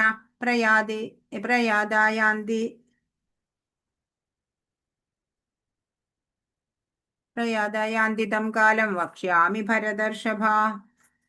ഹേ ഭരതശ്രേഷ്ഠ, ഏതേതു കാലങ്ങളിൽ ദേഹത്യാഗം ചെയ്യുന്ന യോഗിക്ക് പുനർജന്മം വേണ്ടിവരില്ല എന്നും ഏതേതു കാലങ്ങളിലായാൽ വീണ്ടും ജനിക്കണമെന്നുള്ളത് ഇനി നിന്നോട് പറഞ്ഞു തരാം. അപ്പോ സാധന ചെയ്തിട്ടും പൂർണ്ണതയിൽ എത്താത്തവരെ പറയാണ്. ഓരോ ജന്മത്തിലും നമ്മൾ ചെയ്യുന്ന സാധന അനുസരിച്ച് ഓരോരോ ഗതിയാണ്, ഓരോരോ വഴികളിലൂടെയാണ് നമ്മൾക്ക് പോകേണ്ടി വരിക. അതാ ഇവിടെ പറയണത്. ഭഗവാന് സമ്പൂർണ്ണ സമർപ്പണം ചെയ്ത ശുദ്ധ ഭക്തന്മാർ തങ്ങളുടെ മരണം എപ്പോൾ എങ്ങനെയായിരിക്കും എന്നതിനെ കുറിച്ച് ആലോചിക്കാറില്ല. അവരതെല്ലാം ഭഗവാനെ ഏൽപ്പിച്ച് സന്തുഷ്ടരായി നിഷ്പ്രയാസം ഭഗവത് സന്നിധിയിലേക്ക് തിരിച്ചു പോകും. അപ്പൊ പൂർണ്ണമായും ചിത്തത്തെ ബ്രഹ്മത്തിൽ ലയിപ്പിച്ചിരിക്കുന്ന യോഗികൾക്ക് പിന്നെ ഒന്നുമില്ല ബാക്കി, അല്ലെ? അവർ ലക്ഷ്യസ്ഥാനത്ത് എത്തിക്കഴിഞ്ഞു. ബ്രഹ്മാനന്ദം അനുഭവിച്ചറിഞ്ഞവര് ദേഹത്യാഗത്തിനു ശേഷം എവിടെ എത്തുന്നു? അതാ 24-ാമത്തെ. അഗ്നിർജ്യോതിരഹ ശുക്ല ഷണ്മാസ ഉത്തരായണം തത്ര പ്രയാതാഗച്ഛന്തി ബ്രഹ്മവിദോ ജനാ. അഗ്നിയുടെയോ ജ്യോതിസിന്റെയോ സാന്നിധ്യത്തിലോ പകലുള്ള ശുഭമുഹൂർത്തത്തിലോ ശുക്ലപക്ഷത്തിലോ ഉത്തരായണ കാലത്തോ ഇഹലോകം വിടുന്ന ബ്രഹ്മജ്ഞാനി ഭഗവാനെ പ്രാപിക്കും. പറയാണ് എങ്ങനെയൊക്കെ പോണവരാണ്? അഗ്നിയുടെയും ജ്യോതിസിന്റെയും സാന്നിധ്യത്തില്, അതല്ലെങ്കിൽ പകല് ഉള്ള ശുഭമുഹൂർത്തത്തില്, ശുക്ലപക്ഷത്തില്, ഉത്തരായണ കാലത്തൊക്കെ ഇഹലോകം വിടുന്ന ബ്രഹ്മജ്ഞാനി ഭഗവാനെ പ്രാപിക്കും എന്നാണ്. പിന്നെ തിരിച്ചു വരേണ്ട, അല്ലെ? ദേവയാന മാർഗമാണത്. യാദൃച്ഛികമായിട്ടോ മുൻകൂട്ടി നിശ്ചയിച്ചതനുസരിച്ചോ മുമ്പ് പറയപ്പെട്ട പശ്ചാത്തലങ്ങളിൽ മരണം സംഭവിച്ചാൽ ജീവാത്മാവിന് നിർഗുണ ബ്രഹ്മജ്യോതിസിൽ എത്തിച്ചേരാം. യോഗചര്യയിലേറെ പുരോഗമിച്ച യോഗികൾക്ക് എവിടെ വെച്ച് ഏത് സമയത്ത് ദേഹത്യാഗം ചെയ്യണമെന്ന് തീരുമാനിക്കാൻ കഴിവുണ്ട്. അവർക്കൊക്കെ സ്വച്ഛന്ത മൃത്യു അറിയാം, അല്ലെ? അവർക്ക് ഇഷ്ടമുള്ളപ്പോ അവരുടെ ജീവനെ വെടിയും. മറ്റുള്ളവർക്കത് സാധ്യമല്ല. അപ്പോ ദേവയാന മാർഗം. ഇനി പിതൃയാന മാർഗമാണ് അടുത്തത് 25 പറയുന്നത്. വീണ്ടും തിരിച്ചു വരവുള്ള ഗതിയാണത്. ധൂമോ രാത്രിസ്തഥാ കൃഷ്ണ ഷണ്മാസ ദക്ഷിണായനം തത്ര ചാന്ദ്രമസം ജ്യോതിർ യോഗി പ്രാപ്യ നിവർത്തതേ. ധൂമ സാന്നിധ്യം, രാത്രി, കൃഷ്ണപക്ഷം, ദക്ഷിണായനം എന്നീ സമയങ്ങളിൽ മരിക്കുന്ന യോഗി ചന്ദ്രലോകം പോകുന്നു. അയാൾ വീണ്ടും ഭൂമിയിൽ ജനിക്കും. ഇപ്പൊ രാത്രികാലങ്ങളില് അതല്ലെങ്കിൽ ധൂമം സാന്നിധ്യം ഉള്ളപ്പോൾ കൃഷ്ണപക്ഷത്തില് ദക്ഷിണായനത്തില് ഒക്കെ മരിക്കണവര് വീണ്ടും ജനിക്കേണ്ടതായിട്ട് വരും. ഇപ്പൊ ബ്രഹ്മാനന്ദത്തെ അറിഞ്ഞില്ല, എന്നാലോ സത്കർമ്മങ്ങൾ ചെയ്തിട്ടുള്ള ആളായിരിക്കും.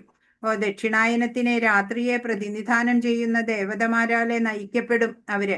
അങ്ങനെ പിതൃലോകം, ചന്ദ്രലോകം ആകുന്ന പിതൃലോകം പ്രാപിച്ച് വീണ്ടും ഇവിടെ എത്തും. സ്വർഗത്തിന്റെ ഒരു ഭാഗം തന്നെയാണ് ഈ ചന്ദ്രലോകം എന്ന് പറയുന്നത്, പിതൃലോകം. എന്നാല് ഈ സവികൽപ്പ സമാധിയിലെത്തിയ ഒരാളുടെ ഗതി പ്രകാശഗതിയും അന്ധകാരത്തിന്റെ ഗതിയും രണ്ട് ഗതിയാ. അപ്പൊ ആദ്യം പറഞ്ഞ് പ്രകാശത്തിന്റെ ഗതി, ദിവ്യ ശരീരികളായ ദേവന്മാര് വന്ന് ഈ ജീവനെ ഉയർത്തിക്കൊണ്ടു പോവുകയാണ് ചെയ്യണത്. ദേവലോകത്തെത്തിയിട്ട് പിന്നെ വായുലോകം, ചന്ദ്രലോകം, ബ്രഹ്മലോകം ഒക്കെ കഴിഞ്ഞ് അങ്ങനെയാണ് അവർക്ക് പരമഗതി ഉണ്ടാവണേ. പിന്നൊരു ജനനമില്ല അവർക്ക്. ഹരേ കൃഷ്ണ. നമുക്ക് അറിയാലേ, കാരണ ശരീരം നമുക്ക് ലഭിക്കും. സ്വർഗത്തെത്തുമ്പോഴോ ജലമയ ശരീരമാണ് ലഭിക്കുക. പുണ്യം നശിക്കുമ്പോ അന്തരീക്ഷത്തിലേക്ക് തള്ളിവിടും. അത് പിന്നെ മേഘത്തിലെത്തും, അല്ലെ? മഴയായി ഭൂമിയിലേക്ക്, പിന്നെ ധാന്യമായി പിതാവാകുന്ന ആള് ഭക്ഷിച്ചു, മാതൃഗർഭത്തിലെത്തി ശുക്ല ബീജങ്ങളായിട്ട്, പിന്നെ അത് വളർന്ന് സ്ഥൂല ശരീരമാവുന്നു എന്നുള്ളതൊക്കെ നമുക്ക് അറിയണതാ. കൂടുതൽ ഉത്കൃഷ്ടരായ ജീവാത്മാക്കൾ ഉണ്ടെന്ന് ഇതിൽ നിന്ന് അനുമാനിക്കാം. സ്ഥൂല ഇന്ദ്രിയങ്ങളാൽ അവരെ കാണാൻ കഴിയില്ലെന്നേ ഉള്ളൂ. ശ്രേഷ്ഠ മനുഷ്യജന്മത്തിൽ മൃഗതുല്യരായി ജീവിച്ചവര് ജനിമൃതികളാൽ അലയും. അല്ലെ, മനുഷ്യജന്മം കിട്ടിയിട്ടും അതാണ് ഇവിടെ പറയണേ. ശുക്ലകൃഷ്ണേ ഗതീഹ്യതേ ജഗത ശാശ്വതേ മതേ ഏകയായാത്യനാവൃത്തി മന്യയാ വർത്തതേ പുന. ഭൂമിയിൽ നിന്ന് പോകാൻ 2 മാർഗങ്ങളാണുള്ളതെന്ന് വേദങ്ങൾ ഘോഷിക്കുന്നു. ഒന്ന് പ്രകാശത്തിലും മറ്റൊന്ന് അന്ധകാരത്തിലും. ഏതാ 2 വഴികള്? ഒന്ന് പ്രകാശത്തിലും ഒന്ന് അന്ധകാരത്തിലും. വെളിച്ചത്തിലൂടെ പോയവർ തിരിച്ചു വരാറില്ല. ഇരുട്ടിലൂടെ പോയവർക്ക് മടങ്ങി വന്നേ സാധിക്കൂ. ആധ്യാത്മിക ജീവിത സാധന കൊണ്ട് ഇവിടെ ജീവിക്കുമ്പോഴും മരണാനന്തരവും ശ്രേയസ്സുണ്ടാവും. അല്ലെ, അല്ലാത്തവരുടെ ഗതിയോ? കൂടുതൽ ഉത്കൃഷ്ടരായ ജീവാത്മാക്കൾ ഉണ്ടെന്ന് ഇതിൽ നിന്നറിയാം. 2 മാർഗത്തെയും മനസ്സിലാക്കിയ യോഗി പിന്നെ വെറുതെ ഇരിക്കുവോ? അല്ലെ, അവര് നല്ല മാർഗത്തിലേക്ക് വേണ്ടി പരിശ്രമിക്കും. നൈതേ ശ്രുതി പാർത്ഥജാനൻ യോഗി മുഹ്യതി കശ്ചന തസ്മാ സർവേഷു കാലേഷു യോഗയുക്തോ ഭവാർജുന. ഈ 2 വഴികളെയും കുറിച്ച് അറിഞ്ഞിട്ടും ഭക്തൻ സംഭ്രമിക്കുന്നില്ല.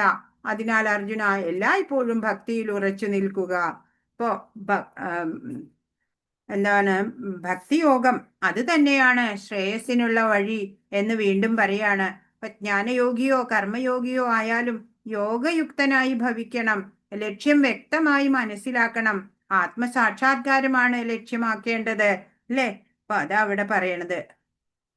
ഭൗതിക ലോകം വിട്ടു പോകുന്ന ആത്മാവിന്റെ ഈ വ്യത്യസ്ത മാർഗങ്ങളെ ഓർത്ത് സംഭ്രമിക്കേണ്ടതില്ലെന്ന് ഭഗവാൻ അർജുനനോട് ഉപദേശിക്കുന്നു. അനാസക്തസ്യ വിഷയാൻ യഥാർഹമുപയുഞ്ജത എന്ന് രൂപഗോസ്വാമി പറഞ്ഞിട്ടുണ്ട്.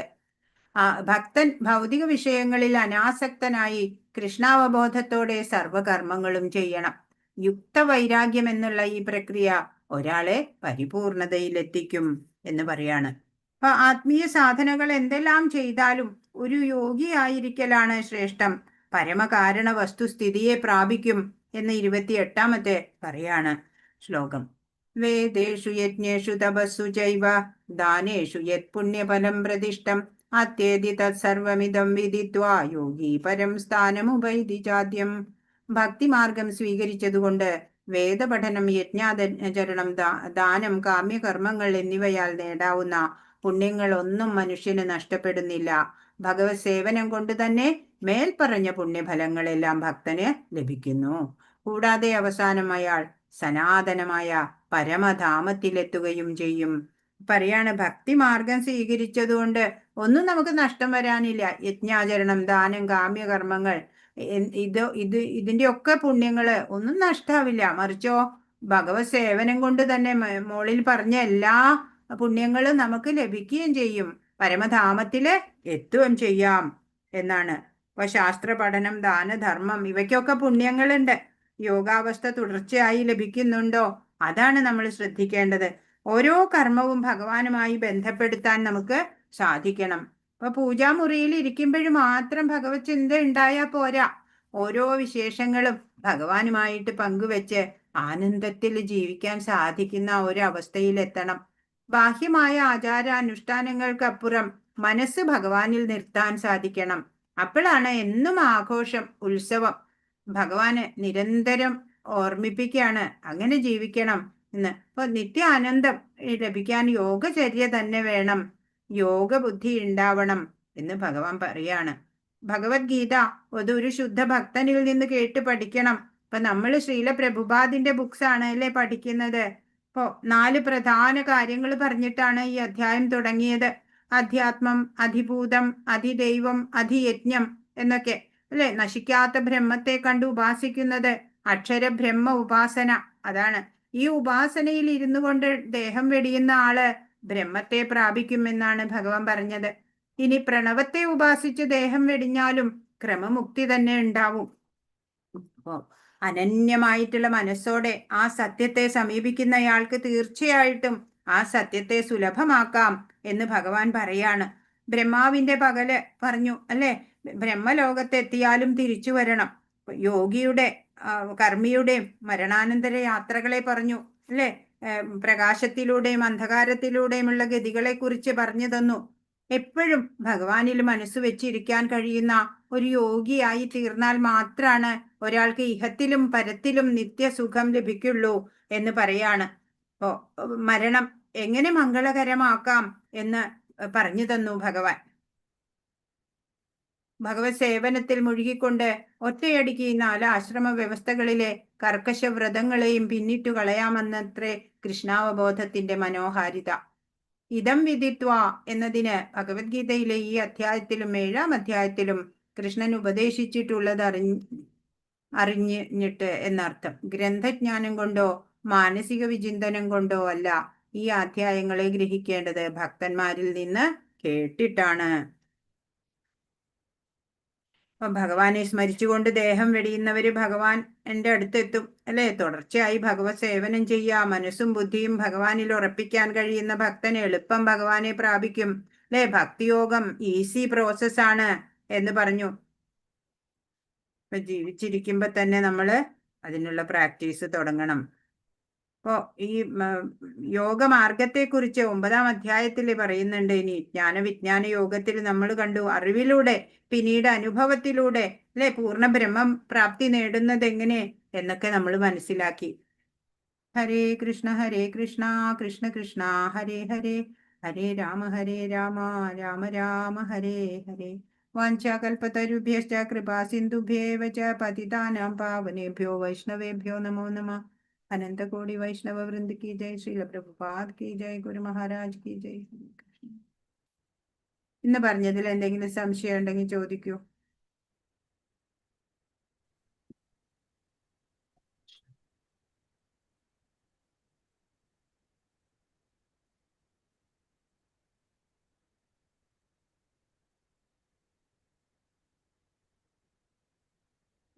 മാം, അവസാനം ഹരേ കൃഷ്ണ എന്ന് കാണിച്ച സ്ലൈഡിന് മുന്നത്തെ സ്ലൈഡ് ഒന്ന് കാണിക്കോ? അത് ആദ്യം കാണിച്ച വിഭാഗങ്ങൾ തന്നെയാണ്. ഓക്കെ. ഇതെങ്ങനെ മുഴുവൻ സ്ക്രീനും കിട്ടാ അച്ചു?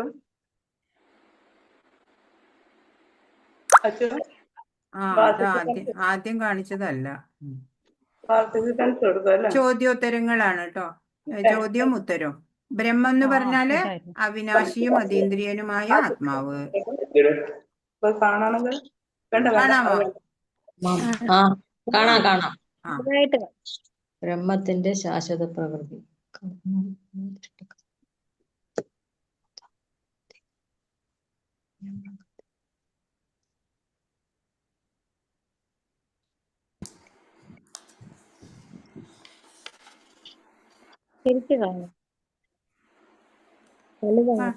കാണുന്നില്ലേ? വലുതാകത്തില്ല. വലുതാക്കാം. ഓക്കെ, മതി. എഴുതണോ?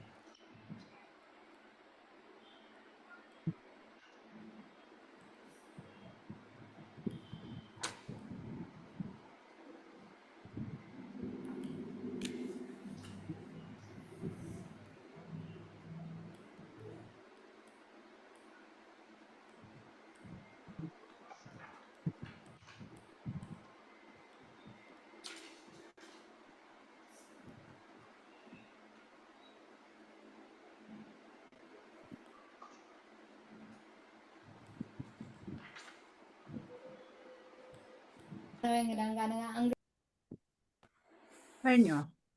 കഴിഞ്ഞു. ഹരേ കൃഷ്ണ. അപ്പൊ ഒന്ന് എത്ര ചോദ്യങ്ങളുടെ ഉത്തരം കിട്ടിപ്പോ?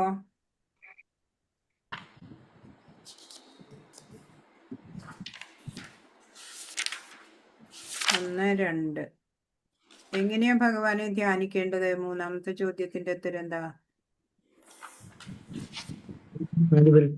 സർവനിയന്താവും അണുവിനേക്കാൾ ചെറുതും സകലതിന്റെയും പരിപാലകനും ഭൗതിക അനുമാനങ്ങൾക്ക് അതീതനും അചിന്ത്യരൂപനും ഭൗതിക പ്രകൃതിക്കതിനും ആദിത്യ തേജസ്വിയുമായ വ്യക്തി എന്ന നിലയിലാണ് ഭഗവാനെ ധ്യാനിക്കേണ്ടത്. 10 വിശേഷണങ്ങൾ പറഞ്ഞിട്ടുണ്ട് അല്ലേ? അടുത്തത് എന്തുകൊണ്ടാണ് ഹരകൃഷ്ണ മന്ത്രത്തിന് മുമ്പ് ഓം എന്ന് പറയാത്തത്? ഓങ്കാരം അതിൽ ഹരകൃഷ്ണ മന്ത്രത്തിൽ ഓങ്കാരം അന്തർലീനമാണ്, അടങ്ങിയിട്ടുണ്ട്. അതെ. അന്തർലീനമാണ്. ഒരു ശുദ്ധ ഭക്തന്റെ സവിശേഷ ഗുണം എന്താണ്? നിരന്തരമായ ഭക്തി മൂലം സ്ഥിരതയോടെ എന്നെ എപ്പോഴും സ്മരിക്കുന്ന യോഗനിഷ്ഠനിൽ ഞാൻ സുപ്രാപ്യനാണ്. അടുത്തത് 5 തരത്തിലുള്ള ഭക്തൻ ആരെല്ലാം? ശാന്തഭക്തൻ, ദാസ്യഭക്തൻ, സഖ്യഭക്തൻ, വാത്സല്യഭക്തൻ, മാധുര്യഭക്തൻ. അതെ. അതെ. അടുത്തത് ശുദ്ധ ഭക്തന്റെ സവിശേഷ ഗുണമെന്ന് പറഞ്ഞു. കാലദേശ ഭേദം കൂടാതെ ഒന്ന് പറഞ്ഞു കൊടുക്കൂ.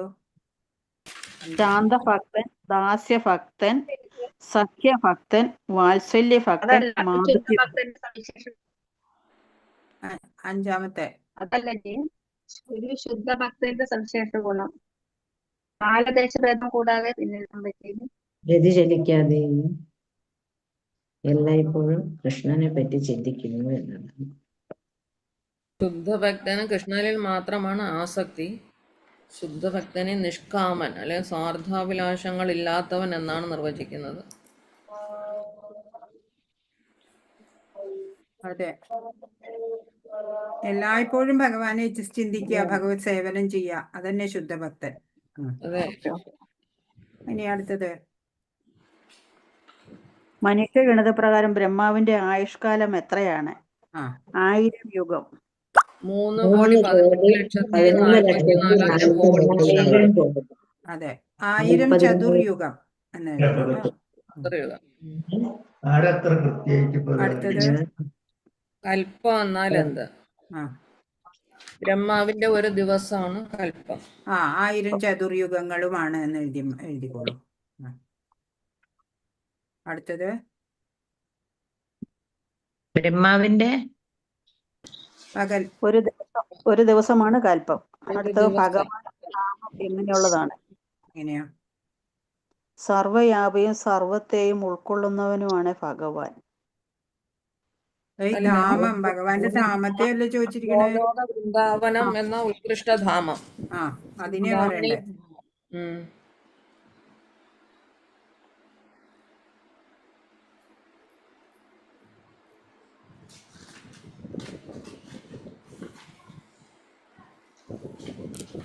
ബ്രഹ്മസംഹിതയില് പറഞ്ഞേക്കണില്ലേ? അത് ഉണ്ടായിരുന്നില്ലേ സ്ലൈഡില്? അനേകം ചിന്താമണി ധാമം. ധാമമാണ്. അനേകം രത്നങ്ങളാലൊക്കെ അലങ്കൃതമായിട്ടുള്ള അനേകം കൊട്ടാരങ്ങളുണ്ട്. സഹസ്ര ലക്ഷ്മിമാരാൽ പരിസേവിതനായ കൃഷ്ണ ഗോവിന്ദനുണ്ട് അവിടെ. മാത്രല്ല കുറെ എത്രയോ ലക്ഷക്കണക്കിന് സുരഭി പശുക്കളുണ്ട് അല്ലെ? എന്ത് ചോദിച്ചാലും നമുക്ക് നൽകുന്ന അങ്ങനെയൊക്കെ ഉള്ളതാണ് അത് എഴുതേണ്ടത്. ഉത്കൃഷ്ടധാമമാണല്ലോ ഗോലോക വൃന്ദാവനം. അതെ.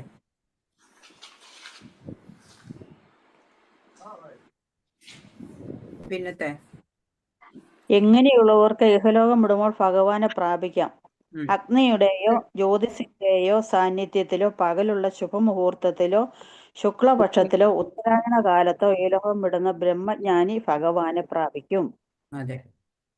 അടുത്തത് എങ്ങനെയുള്ളവർ ഭൂമിയിൽ ജനിക്കേണ്ടി വരുന്നത്? രാത്രി, കൃഷ്ണപക്ഷം, ദക്ഷിണായനം എന്നീ സമയങ്ങളിൽ മരിക്കുന്ന യോഗി ചന്ദ്രലോകം പോകുന്നു. അയാൾ വീണ്ടും ഭൂമിയിൽ ജനിക്കും. അതെ. അടുത്തത് ഭൂമിയിൽ നിന്ന് പോകാനുള്ള 2 മാർഗങ്ങൾ. പ്രകാശത്തിൽ അന്ധകാരത്തിൽ പ്രകാശത്തിന്റെയും അന്ധകാരത്തിന്റെയും മാർഗങ്ങള്. മാർഗം. അടുത്തത്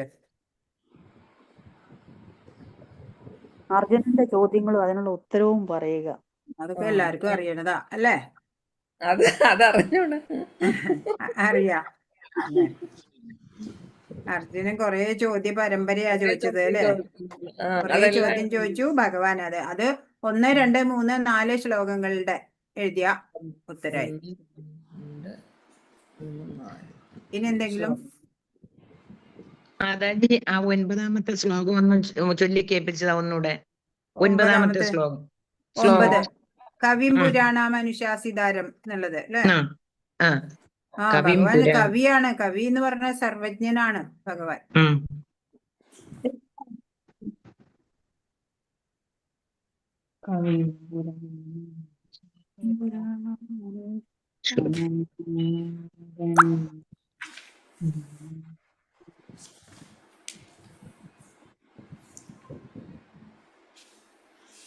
കവിം പുരാണ മനുഷ്യാസിതാര മനോരണീയാം സമനുസ്മരേദ്യ സർവസ്യ ധാതാരമചിന്യ രൂപം ആദിത്യവർണം തമസഃ പരസ്താത്. സർവജ്ഞനും ആദിപുരുഷനും സർവനിയന്താവും അണുവിനേക്കാൾ ചെറുതും സകലതിന്റെയും പരിപാലകനും ഭൗതിക അനുമാനങ്ങൾക്ക് അതീതനും അചിന്യരൂപനും ഭൗതിക പ്രകൃതിക്ക് അതീതനും ആദിത്യ തേജസ്വിയുമായിട്ടുള്ള ഒരു വ്യക്തി എന്ന നിലയിലാണ് ഭഗവാനെ ധ്യാനിക്കേണ്ടത്.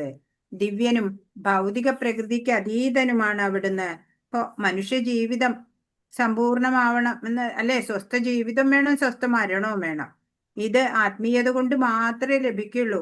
അതിനെന്ത് വേണം? എപ്പോഴും ഭഗവാനെ സ്മരിക്കാൻ സാധിക്കണം. എങ്ങനെ സ്മരിക്കണം? ഭഗവാന്റെ ആ സർവജ്ഞത്വം മനസ്സിലാക്കിക്കൊണ്ട്. ഭഗവാൻ ആരാണ്? സർവജ്ഞനാണ്, ആദിപുരുഷനാണ്, സർവനിയന്താവാണ്. എല്ലാവരെയും നിയന്ത്രിക്കുന്നത് ആരാ? ഭഗവാനാ അല്ലെ? അണുവിനേക്കാൾ ചെറുതാവാൻ ഭഗവാന് പറ്റും. എത്ര ഈ പ്രപഞ്ചത്തിന്റെ ആവിഷ്കാരം കൈക്കൊള്ളാനും ഭഗവാന് പറ്റും. സകലതിന്റെയും പരിപാലകൻ ഭഗവാനാണ്. ഭൗതിക അനുമാനങ്ങൾക്ക് അതീതനാണ്. നമ്മൾക്ക് ചിന്തിക്കാൻ സാധിക്കണ, അനുമാനിക്കാൻ സാധിക്കണ അത്രയ്ക്ക് ചെറുതോ ആ വലുപ്പമൊന്നും അല്ല ഭഗവാനുള്ളത്. അചിന്യ രൂപനാണ്. എത്ര രൂപങ്ങൾ ഉണ്ടാവും ഭഗവാന്, ചിന്തിക്കാൻ പോലും സാധിക്കില്ല. ഭൗതിക പ്രകൃതിക്കൊക്കെ അതീതനാണ് ഭഗവാൻ. നമ്മൾ ഭൗതിക പ്രകൃതിയിൽ ഒതുങ്ങിക്കൂടി അല്ലേ? ആദിത്യ തേജസ്വിയാണ് എന്ന് പറയുമ്പോൾ ഭഗവാനിൽ നിന്നാണ് ഈ ബ്രഹ്മജ്യോതിസ് പോലും വരുന്നത്. ഭഗവാന്റെ വൈകുണ്ഠ ലോകങ്ങളിലൊന്നും സൂര്യനും ചന്ദ്രനോ അഗ്നിയോ ഇലക്ട്രിസിറ്റിയോ ഒന്നുമല്ല പ്രകാശം പരത്തുന്നത്. ഭഗവാനിൽ നിന്ന് തന്നെ വരുന്ന തേജസ്സാണ് അവിടമെല്ലാം പ്രകാശമാനമാക്കുന്നത്.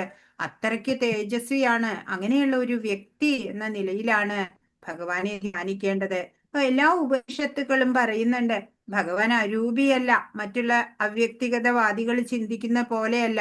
ഭഗവാൻ ഒരു രൂപമുണ്ട്. എല്ലാ ഉപനിഷത്തുകൾ പറയുന്നുണ്ട്. അപ്പൊ ഭഗവത്ഗീത പറയുന്നു ആ രൂപമുള്ള ആ വ്യക്തി ഭഗവാൻ ഒരു വ്യക്തിയാണെന്ന് ഉപനിഷത്ത് പറയുന്നുണ്ട്. ആ വ്യക്തി ആരാണ്? പ്രഭു ശ്രീകൃഷ്ണനാണ് എന്ന് ഭഗവത്ഗീതയിലൂടെ നമ്മൾക്ക് വ്യക്തമാവുന്നുണ്ട്. അപ്പോ അങ്ങനെ ഒരു വ്യക്തി എന്ന നിലയിലാണ് ഭഗവാനെ ധ്യാനിക്കേണ്ടത്. അല്ലാണ്ട് ഒരു പ്രകാശത്തിനെയോ അല്ലെങ്കിൽ ഒരു വിളക്ക് കത്തിച്ചു വെച്ചോ അതിങ്ങനെ ധ്യാനിക്കോ അങ്ങനെയൊന്നല്ല വേണ്ടത്. ആ വ്യക്തി രൂപത്തിൽ തന്നെ ആ ഭഗവാന്റെ സർവജ്ഞത്വം, പരമോന്നതമായ സ്റ്റാറ്റസ് മനസ്സിലാക്കിക്കൊണ്ട് ഭഗവാനെ വ്യക്തി രൂപത്തിൽ തന്നെ, അതായത് ഇപ്പൊ ഇവിടെ കാണിച്ചിട്ടുണ്ട് അല്ലെ, ത്രിഭംഗ ശ്യാമ സുന്ദര രൂപം ഇവിടെ ഉണ്ട്. ആ രൂപത്തിൽ തന്നെ വേണം നമ്മൾ ധ്യാനിക്കേണ്ടത്, സ്മരിക്കേണ്ടത്, ഭഗവാനെ മനസ്സിൽ സങ്കല്പിക്കേണ്ടത്.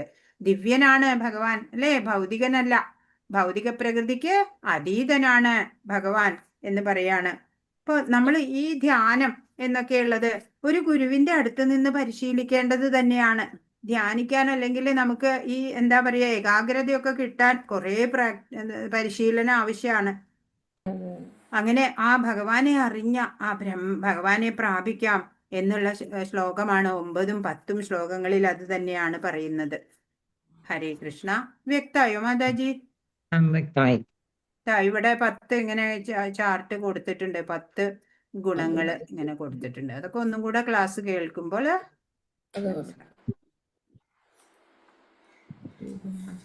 ഹരേ കൃഷ്ണ.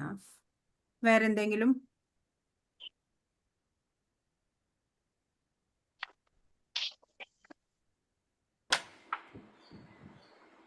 ഹരേ കൃഷ്ണ.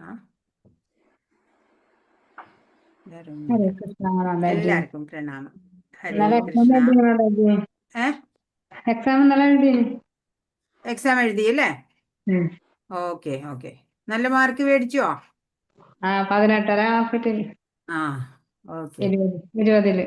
ആ അവിടെ 20-ലായിരുന്നു അല്ലേ? ഞാൻ 8:30 എഴുതി ഇന്നലെ എഴുതിയോ? രാത്രി. ആ ആ 13.5 മാർക്ക്. 20-ല്. ഇന്നലെ 1 മണിക്കൂർ കൊണ്ട് വായിച്ചതാ. ഞാൻ ഇന്നലെ ഇവിടെ ഇല്ലായിരുന്നല്ലോ, ഗുരുവായൂർ പോയതായിരുന്നല്ലോ.